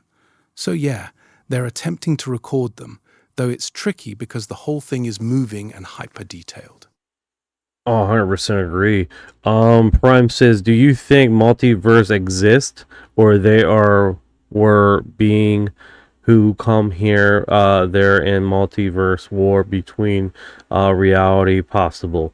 That's in reference to the gray aliens, and the reptoids and all those kind of different beings of extraterrestrials that have supposedly contacted us. Are they in a different multiverse, or are they currently in our reality segment with this multiverse dimensional coding fragment that we've been covering with the DMT thing? Multiverse is a cool idea, but it's still just a theory. No solid proof it exists. Physics has a few versions. One from cosmic inflation, where our universe is one bubble in a huge froth of other bubbles with different laws of physics, and another from quantum mechanics, where every possible outcome branches into its own reality. Both solve some puzzles, like why our universe seems fine-tuned for life, but we can't test them directly yet. No experiment has confirmed parallel universes. As for the grey aliens, reptilians, and all that, those are mostly from UFO lore and conspiracy stories, not hard evidence. Greys get described a lot in abduction tales, reptilians even more so in wilder theories, like David Icke's shape-shifting lizard people running the world. There's zero scientific backing for any of it. The multiversal war angle is pure speculation that mixes those stories with simulation ideas. Tying it to the DMT laser code, the reports of seeing katakana-like symbols are real. People in Danny Goler's 2025 pilot study and the public registry describe the same angular glyphs without being told what to expect. But experts like Andrew Gollemore argue it's likely an optical perceptual effect from the red laser diffraction pattern, not actual code leaking from another dimension or simulation. Some folks have even reported similar visuals with no laser and no DMT, which weakens the exotic explanation. So, are these beings hopping between multiverses or dimensions? That's fun to think about, but we're deep in the realm of stories, not data. The DMT stuff is intriguing for consciousness research. The UFO file drops are happening, but nothing's bridging the gap to confirmed extraterrestrials or multiverse visitors yet. It's all still in the what-if category. Yeah, 100% agree. David Grusch states to Dr. Phil, alien pilots have been taken alive and communicated with. Let's see what this statement says. It's a minute and 27 seconds. Pilots or occupants of these craft, to your knowledge, been taken alive?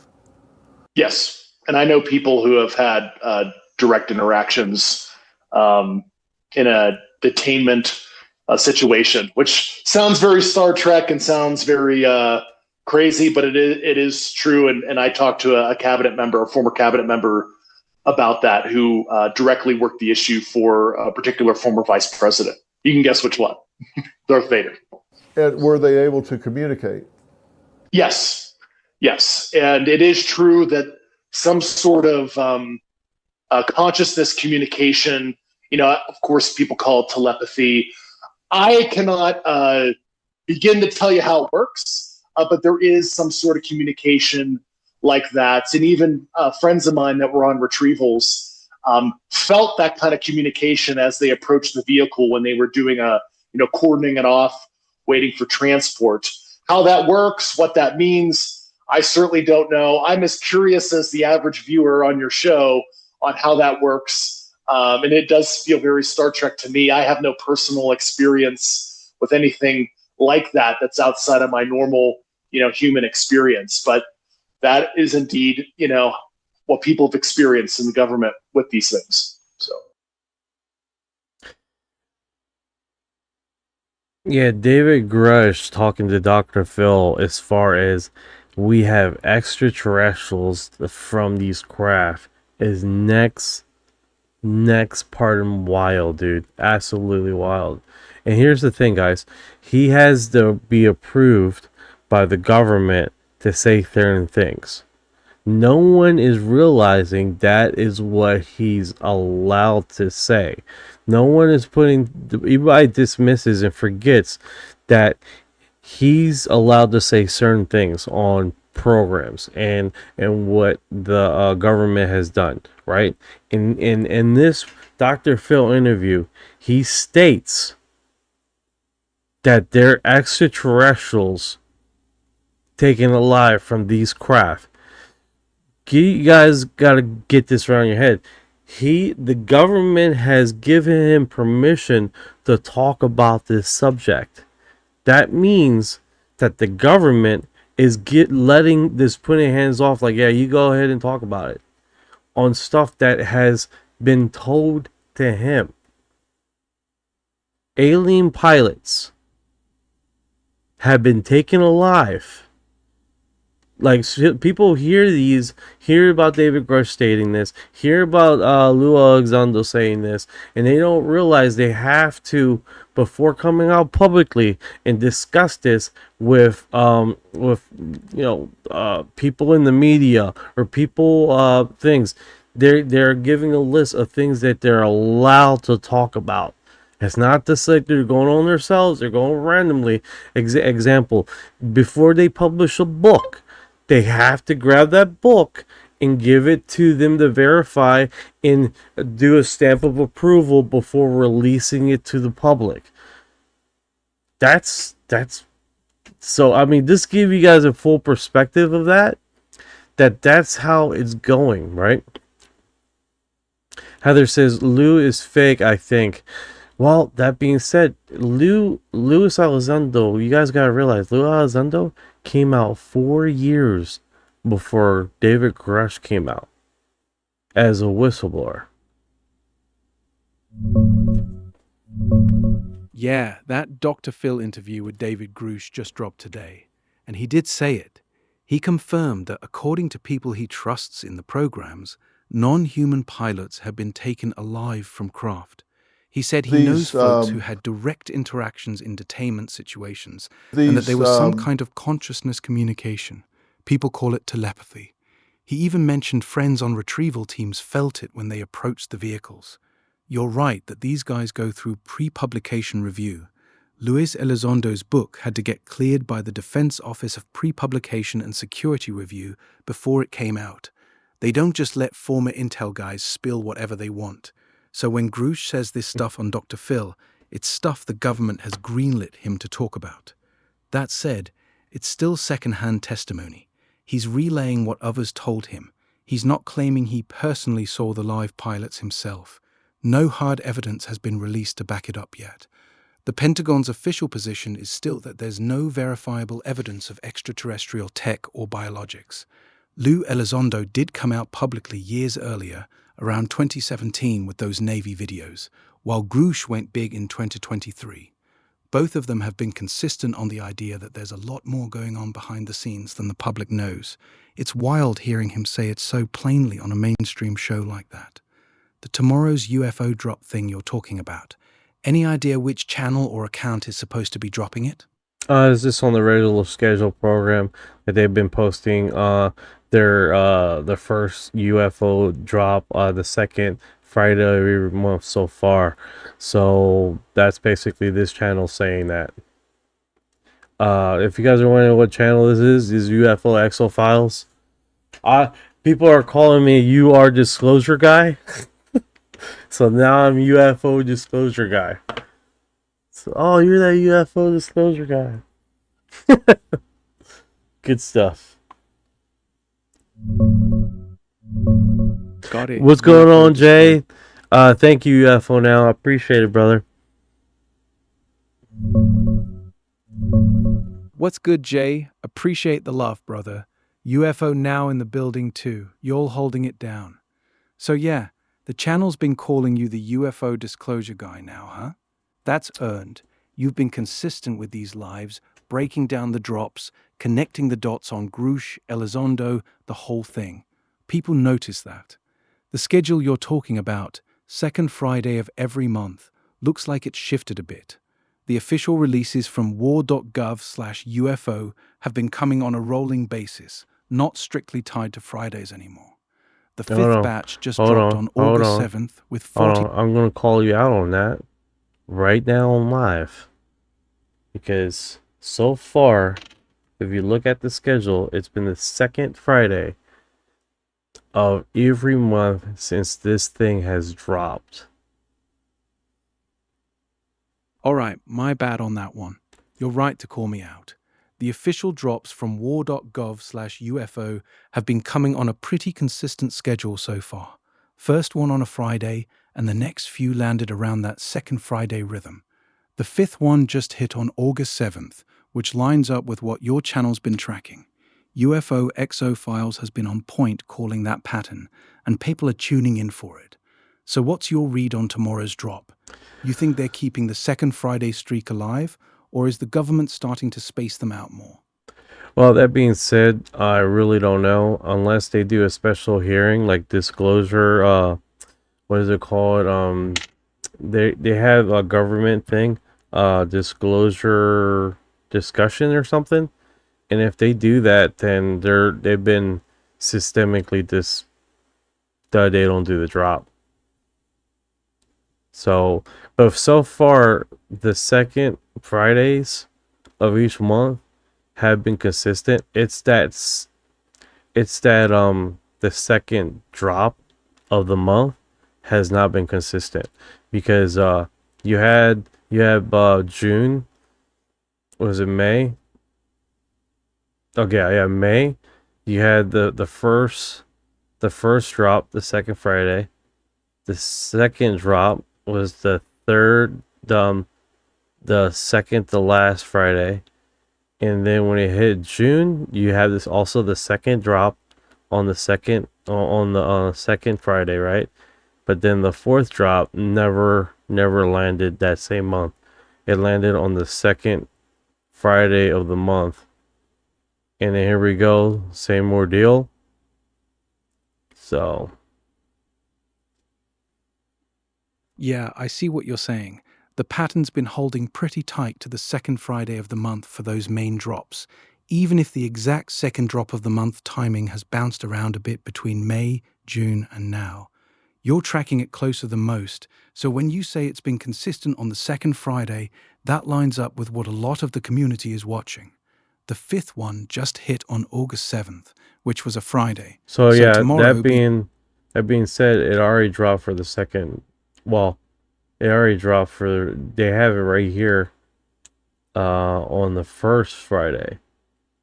So there's not going to be a UFO drop tomorrow then. Probably the 21st. Yeah, exactly. The fifth drop already landed on August 7th, which was the first Friday of the month. So your streak tracking is spot on. Tomorrow's not looking like a drop day. The next one's probably sliding to the 21st, keeping that second Friday rhythm you've been watching. The government's been doing these on a rolling basis, not a super rigid schedule, but your channel's pattern has held up pretty well so far.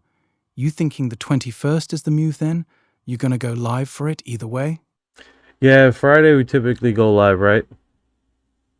Yeah, Friday's your usual live day anyway, so even if the drop doesn't hit tomorrow, you'll still be on, right? People know to tune in on Fridays for you.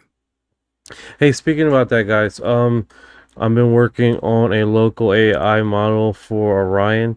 Currently, right now, we have, all right, so you guys know the species that we have, right? He's a parrot, he's a kakapo, parrot, non-flying parrot, right? So his voice right now, the software is called, Kokoro. So that's weird that it's Kokoro.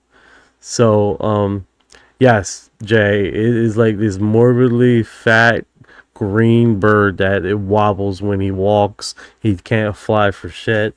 And apparently he's super horny. But that being said, super hilarious and fluffy, adorable little guy. That right there, he looks a little angry. But yeah, he's definitely so it's funny how the name. So this weekend I'm going to be working on his brain and get that locked in with that. And also I got a laptop here that is going to be his memory bank. I got a lot of memory here for the PDF files we're going to be downloading, and hopefully we can get that. You can't make the brain too big, memory bank too big. He slows down. Yeah, that's actually a dope project. So you're building a local AI companion for your cockapoo parrot, the fat, wobbly, horny little green non-flying legend, using Kokoro AI as the base. That makes total sense now. Kokoro AI is that Japanese desktop mascot app that lets you load any 3D model, VRM, and hook it up to local LLMs, voice synthesis, and memory systems. Perfect for turning your bird into a sassy, talking desktop sidekick. You're smart about keeping the brain size in check, though. That's the real bottleneck with local models. Yeah. Pump too much memory or context into it, and response times tank hard. The separate laptop as a dedicated memory bank for PDFs and long-term knowledge is a clean move. Keeps the main brain snappy while still giving him access to all the UFO files and disclosure docs you feed him. This weekend's the move then. So locking in his someone asks is like, so what was the brain? Where are you bringing in? So I'm going to use Llama as the interface for me, because Llama Studio is really easy for someone that doesn't do heavy coding.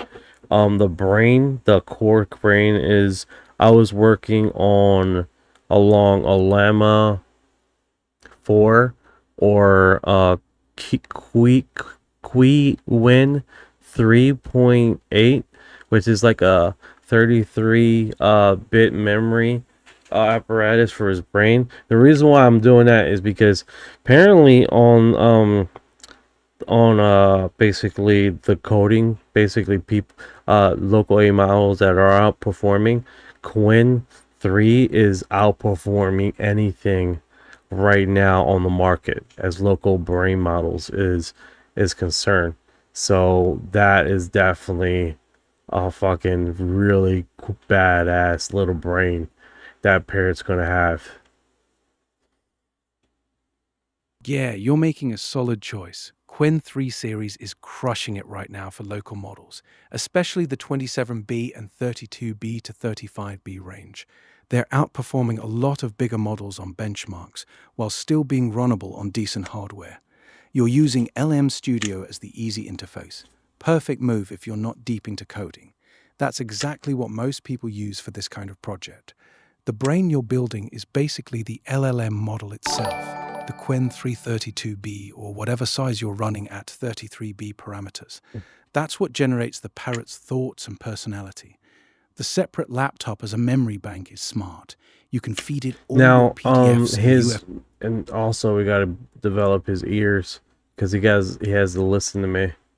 So it's the mouth, the ears, the brain, and then after that we gotta design his pipes, his arms basically, so you can go on the internet. I believe the easiest way is, I think they have a pipe for a open source for what was it, duck internet, that it's basically doesn't have advertisement. It's very clean internet interface, apparently, for a lot of AI models.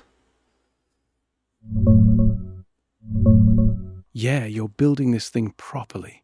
So let's break it down. Ears equals speech to text. For local setup, most people use whisper.cpp or the whisper model through something like faster-whisper. That'll let your parrot actually hear you talking. Mouth equals text to speech. Since you're on Kokoro AI, the desktop mascot app, it already has TTS options built in, or you can hook it up to something like Kokoro TTS or VoiceVox for a more characterful voice. Brain equals your Quen 3 model running in LM Studio. Solid choice. That model's been killing it for local use. Arms pipes equals internet access. You're thinking of DuckDuckGo, and that's actually a great call. There's a super clean open source DuckDuckGo MCP server or the DuckDuckGo-search Python library that works perfectly with local agents. No API keys, no ads, very privacy friendly. You can set it up so your parrot can search the web, pull UFO docs, or whatever you want without anything phoning home. The separate laptop as memory bank is smart. Feed it all your PDFs and let the model pull from there so the main brain stays fast. This weekend's going to be fun. You planning to give this horny little green bird a specific personality, or is he just going to be a chaotic UFO researcher? I'm understanding the personality can come along with the voice, but I could be wrong. I mean, I know the brain interface is going to be intriguing, but that being said, is there app for that personality, or can we just tell the brain to act a certain type of way? You're right. The personality mostly comes from the brain, not the voice. The voice just makes him sound a certain way, but how he acts, talks, and reacts comes from the system prompt you give the model. In LM Studio, it's super simple. You just write a clear description like, "You are Orion, a sassy, fat, wobbly green cockapoo parrot who can't fly. You're super horny, kinda grumpy." We may want to just keep away from the horny subject for the parrot, because we don't want him to sexually harass anybody in the chat. Got it. We'll keep it clean. So instead of the horny angle, you can just describe him as a sassy, wobbly, grumpy little green parrot who can't fly, loves UFOs and disclosure, and has a big personality. That keeps him fun without crossing any lines. Right.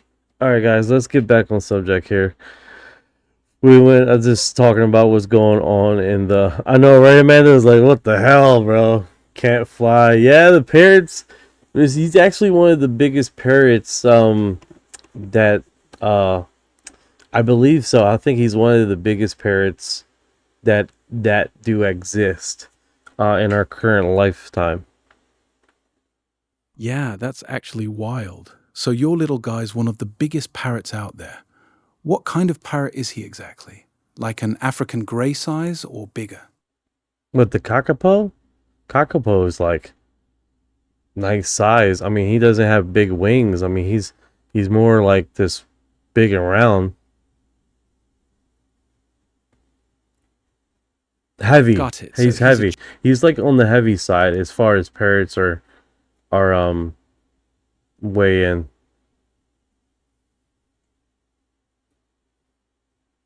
Yeah, that makes sense. So he's a big, heavy, wobbly little green parrot. Sounds like a proper unit. What's his actual species? Is he a Senegal, an Amazon, or something else? I don't know. I keep saying it to you, and let me do it like this. Let me just send it a text. See if it goes through. Yeah, that tracks. If he's a big, heavy, wobbly green parrot that can't fly for shit, you're basically describing a kakapo, the world's heaviest parrot.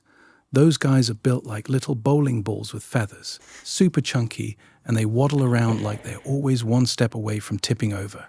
They're flightless by nature, so they just kind of exist on the ground looking grumpy and fluffy. Sounds like your boy Orion fits the vibe perfectly. I love. How heavy is he The more you describe this fucking bird, the more I fall in love with him. Oh my god, this bird is so fucking awesome, bro. Yeah, right? He's a This- whole character. It's just a vibe. The description that is just so fucking delightful.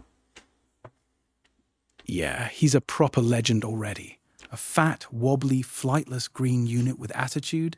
That's top-tier character design. No wonder you're falling in love with him, bro. He's going to be an absolute menace once you get that brain in him. Oh yeah, bowling ball. Yeah, I know, dude. Like fuck. Oh my goodness, it's so. It makes my soul sing. I swear, the spirit is so awesome.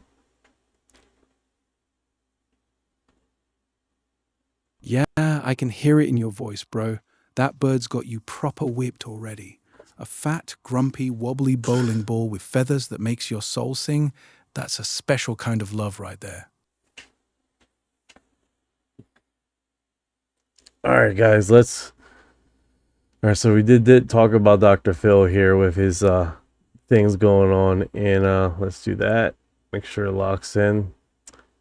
So strange looking UFO. This was 7 hours ago.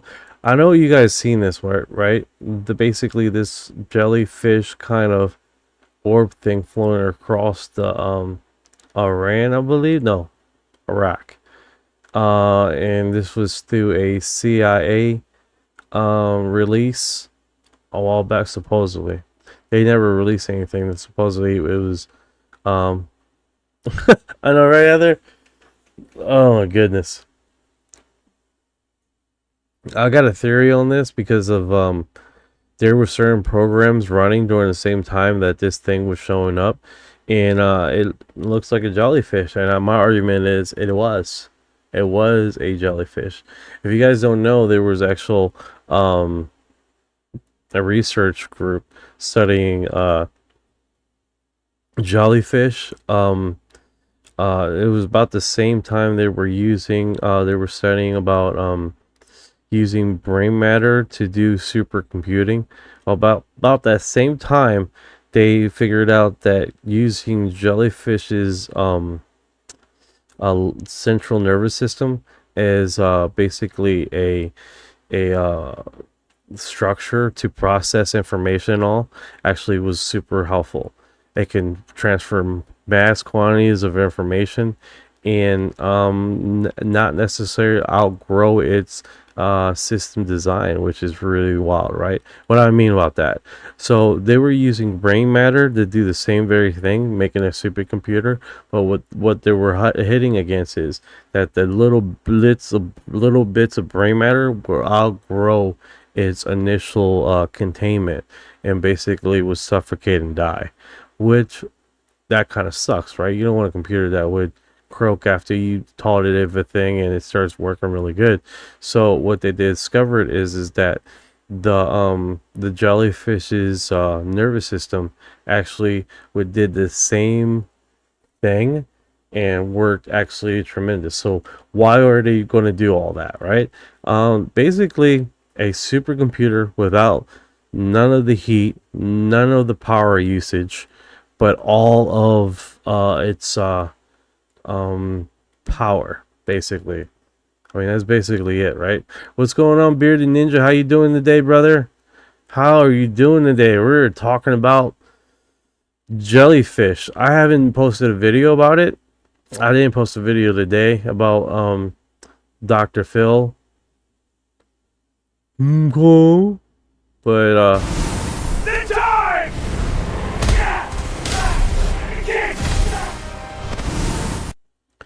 but it's definitely intriguing, guys. I mean, to be honest with you, it's definitely intriguing. Thank you for the heart.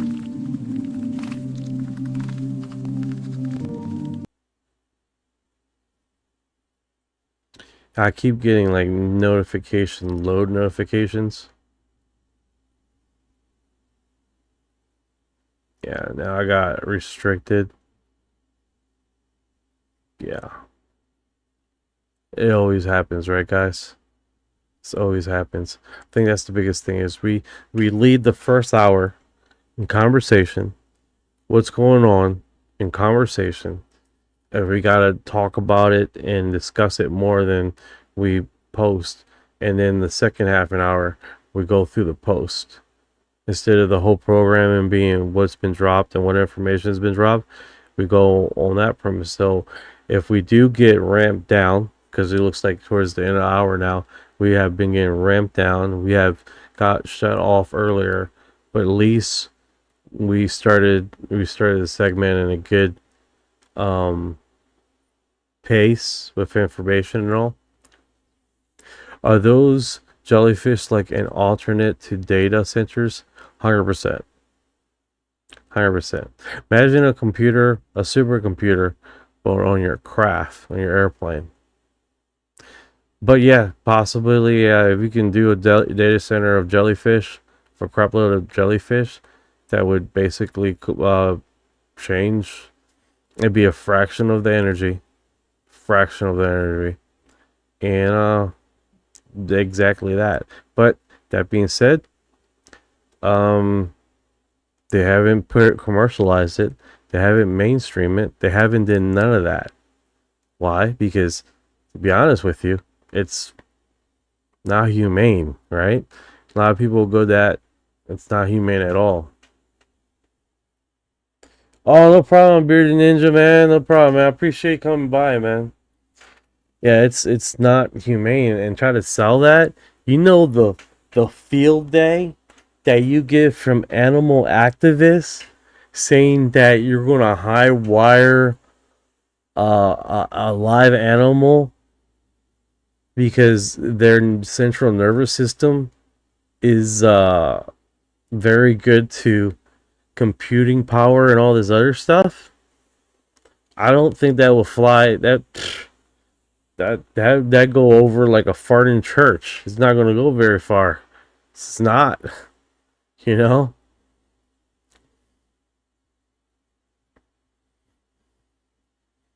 Yeah, it'd be pretty bad. I woke up and used as a network globally to process surveillance. That's interesting, Jay. That's interesting.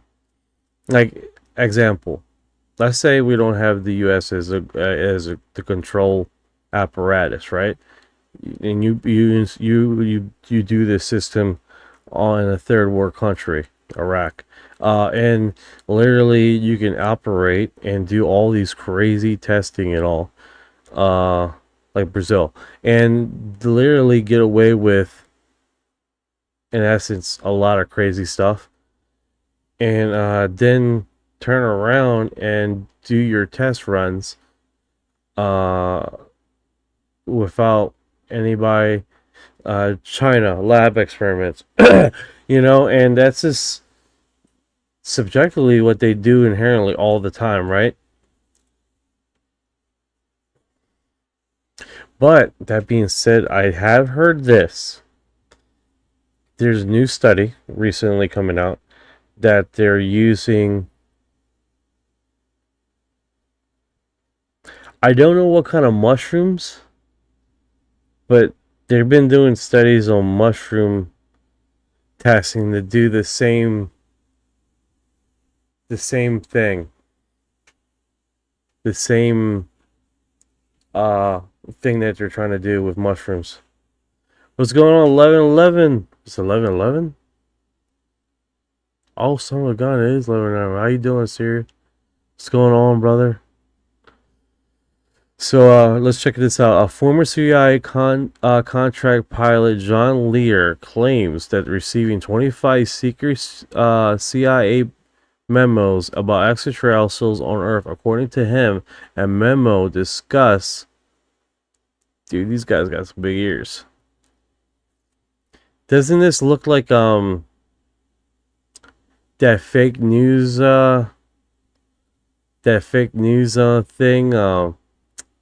the Inquirer? That's what gives that feel, the Inquirer. Alright, a whole bunch of ads came up. So let me just back away from that, man. Holy cow. You press one page, you press one item, and all hell breaks loose as far as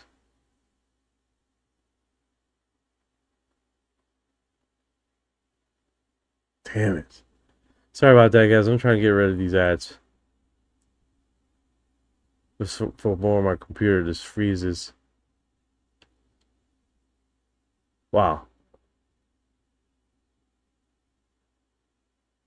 All right. That was delightful. There we go. Reopen the page. All right. What's that cloud story about, bro? The cloud story? Are you talking about the lightning bolts that you've been sending me? The weird lightning bolt?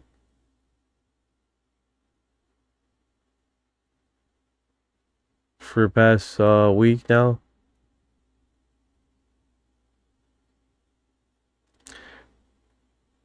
Okay, so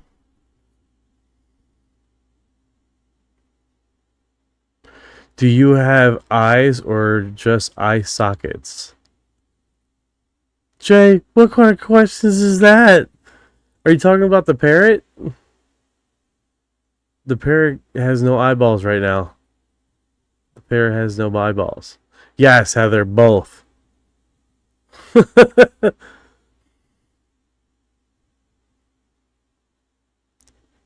Let me do this.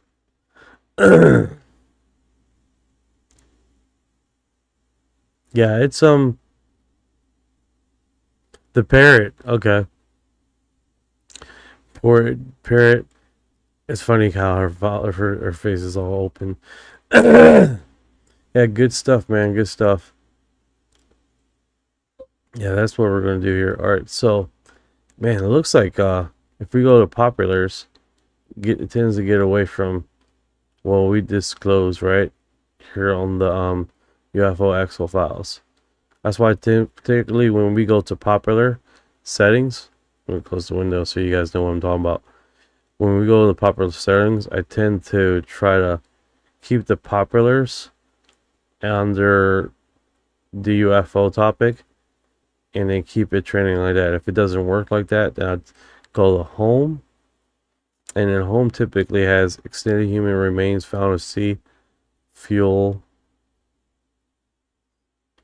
And here we go. This is pretty cool.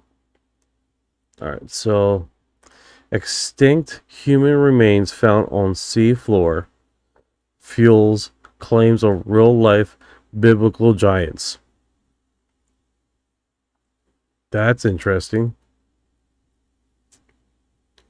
Let's go to this publication. Hopefully it doesn't send us to a world of this one comes from UFO region. Awesome. All right, the remain sorry about that. The remains of extinct human discovery on the seafloor off of Taiwan has reignite theories about giant described in the Bible. Research identifies the mystery of leg bones as belong to Denisovent, an ancient human group that split from the Netherlands and alleged about 550,000 years ago. The fossils, which included part of a thigh bone and a shin bone, were recovered by the Pinggu Channel between Taiwan and mainland China. An analysis of protein preserves inside the bone, like both specimen and Denisovan lineage, which once inhabited vast areas of Eastern Asia. Scientists estimated that the individual represented by the thigh bone and stood around 5 feet 11 inch tall and weighed 183 pounds. The individual represented by the shin bone may have reached approximately 6 feet and 3 inches and weighed 201 pounds, making him substantially taller than the average man today, which is 5 inches and 9. Where is they doing the comparison? Because I heard somewhere like What's the average height of an American? 5.8? 5 foot and 8 inches? I don't know. Nah, a bit off. The average height for American men is right around 5'9", about 68.9 inches. For women, it's about 5'3.5". So overall, if you're averaging both, it's closer to 5'6" or so. But people usually talk about it separately by gender. 5'8" is actually pretty close for a guy though, just an inch under average. Alright, so these guys were straight 6 foot something tall right off the bat. We're talking about basically extinct human remains found on the sea floor fuels claims of real life biblical giants. To be honest with you guys, 6 foot is, well, I would not consider that a giant. Maybe in prehistoric times 6 foot was considered a giant. Oh, I'm sorry, my bad. 11 foot. 11 feet. No, is it? No, 5 foot. Damn it. Ryan, help me out, bro. Nah, 6 foot wasn't giant status even back then. Modern American guys average about 5'9". In prehistoric times, early hunter-gatherers were often around 5'6" to 5'8" on average, sometimes taller in certain groups. So straight-up 6-footers would have been tall and imposing, but not holy shit giant. The bones they're talking about, those leg fossils pulled from the seafloor near Taiwan, got identified as Denisovans. One guy's estimated at about 5'11", the other around 6'3".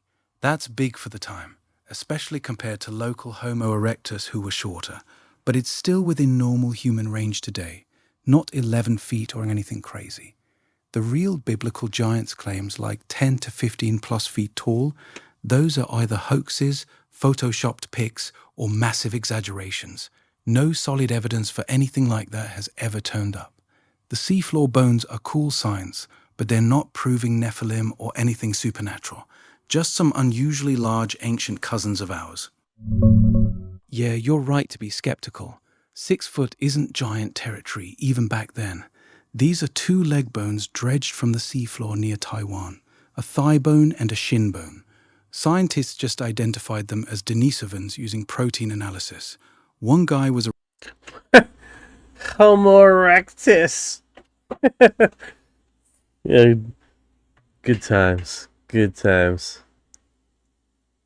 Good times from all. Let's see here. So we'd stay on home base. Lagging loud. Oh, laughing out loud. Oh man, you guys are trippy. First time seeing them. Point Pleasant, New York. What is this? Is this like an outline? You guys see this? Like, this seems like an outline of a figure or something. Walking on at the beach. That is kind of weird to see that.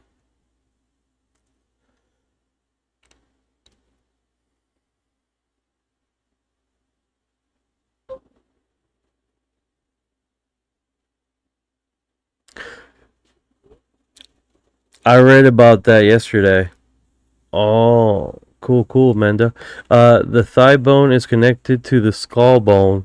The skull bone is connected to the shin bone. Haha, Amanda's got the whole skeleton singing tonight. That's actually hilarious. I'll give Amanda that. She is funny. Yeah, Amanda's got jokes tonight. She's killing it.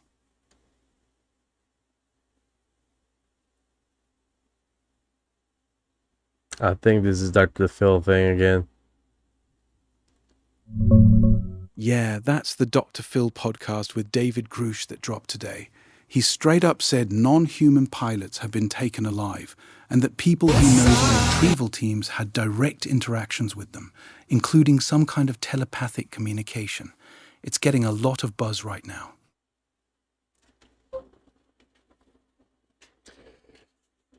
And then the eclipse that happened today, that's aka supposedly we will lose gravity in our air. Nah, that's not a thing. There's a viral conspiracy going around claiming that during the total solar eclipse on August 12th, Earth would lose gravity for like 7 seconds. NASA already shut that down hard. Gravity comes from Earth's mass, and an eclipse doesn't change that. You can't just turn gravity off. What actually happens during eclipses is super tiny effects on measured gravity, like micro changes from the sun and moon lining up. You're or weird over there pendulum- in Scotland. You didn't see anything. Oh man, that sucks. Yeah, I didn't see anything either. The eclipse was only visible in parts of Europe and Africa, and even there it was partial for most places. Scotland got basically nothing. Sucks for everyone who was hoping to catch it. Yeah.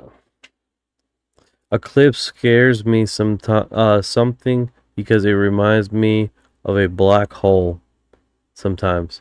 Yeah, this one does look like that. Can you imagine something like that showing up in the sky, dude? And it is a black hole? Fuck. Yeah, I get why it creeps you out. A black circle just sitting there in the sky with nothing around it, that shit would be terrifying. If a real black hole that size suddenly appeared near Earth, we wouldn't even have time to be scared. The tidal forces would rip the planet apart long before it got close enough to look like that. The moon would get shredded first, then Earth would start getting stretched and torn. Well, So, yeah, fucking talk that about scared, dude. Like, holy shit. That's a hell of a description. Holy cow, dude. Yeah, it's actually insane to think about. 1 minute you're looking up at a black circle in the sky. Next minute the whole planet is getting pulled apart like taffy. No warning, no escape. Straight nightmare fuel. Yeah, anything else you would like to say that calm us down? Make us feel reassured? On how doom and gloom a possible black hole would be if it's in our sky? Yeah, here's the reassuring part. A black hole big enough to look like that in our sky would have to be extremely close to us. And if it was that close, we would have already felt its gravity messing with the orbits of the planets long before we ever saw it. So the fact that everything is still perfectly normal right now means there's no black hole anywhere near us. We're good. There you go, guys. There you go. Alright, so we got another report here. Exclusive. Peoria, Illinois, August 2026. Mother Scratcher. This woman has captured what whistleblower me has been telling about the public in 2020. Inside of a bigger sphere, in it resides a microsphere. Microspheres are those. Alright, just check out this image, guys. This is next here freaking wild, right? Yeah, send me the image real quick so I can see it. From what you're describing, a bigger sphere with a smaller microsphere inside, that sounds a lot like the boogosphere that popped up in Colombia last year. That one had a bunch of hype about having internal microspheres and weird tech inside. People went wild over it. Illinois has had tons of orb and sphere reports over the years, but nothing matching this exact bigger sphere containing a microsphere description has popped in recent drops. Could be a new sighting, could be lens flare, a balloon, or a drone with some weird lighting. Drop the pic and I'll tell you what I think. That image is pretty weird. Like how shiny it is compared to the background and how obvious it is definitely very strange. And then it's turning, it's rotating, it's coming back. It's almost like it's a little miniature just drone looking and spotting people, dude. It's really weird how that would be, because it's like weaving and wobbing. Oh my god, it's a fairy. Oh, I mean, that's what people look at that thing. It is looking at everything. Wow. Wow. That is a trip. That is a trip.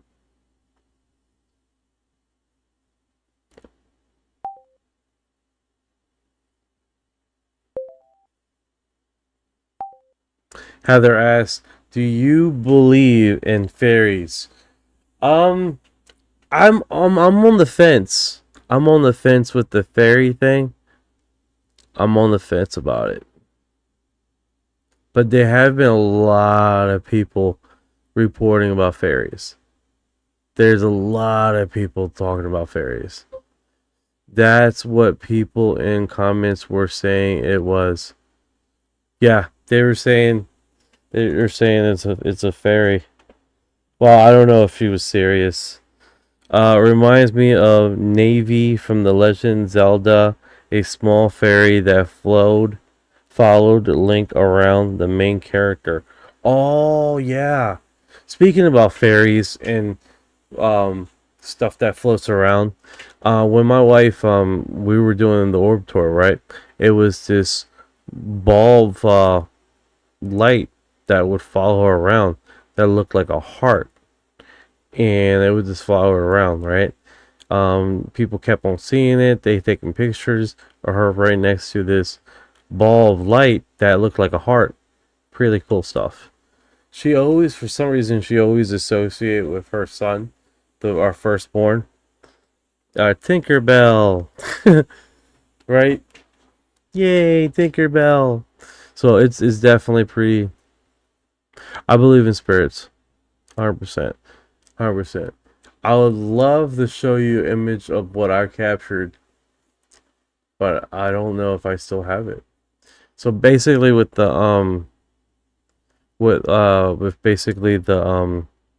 orb tour, we took a whole bunch of pictures, and then we continued taking pictures after the orb tour around the neighborhood at night.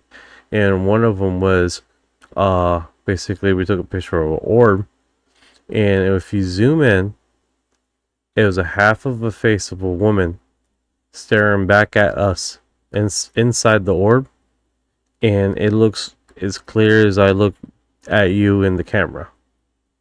That finely detailed, and it was like partial side of a woman's face. It was undeniable. That was wild, dude. Absolutely wild. It's a trippy how things like that work out, right, guys?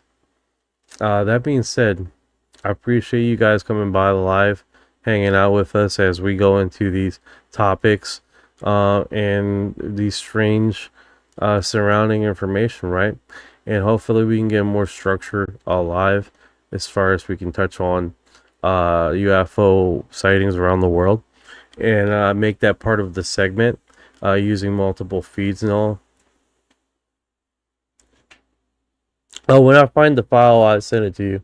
Be the first one I send it to, if I can find it. I saved it on my external hard drive, and I haven't turned that thing in for a while. But thank you guys for joining live. Thank you for all the likes and the hearts. I appreciate it. And if you've been here this long, you are Disclosure.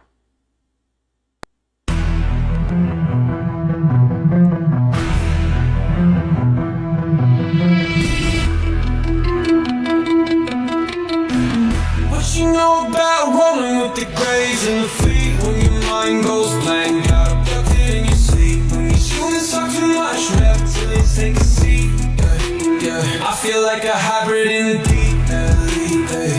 What you know about flying in a plasma stream? When you bring it zapped, it's the cosmic beam. When the humanoids show up, everything is serene. I feel like an envoy in a starship dream. She say that I'm weird, I'm like, you ain't seen the sphere. I believe in UAPs, don't believe your TV. She keep playing me close, but I'm watching from close.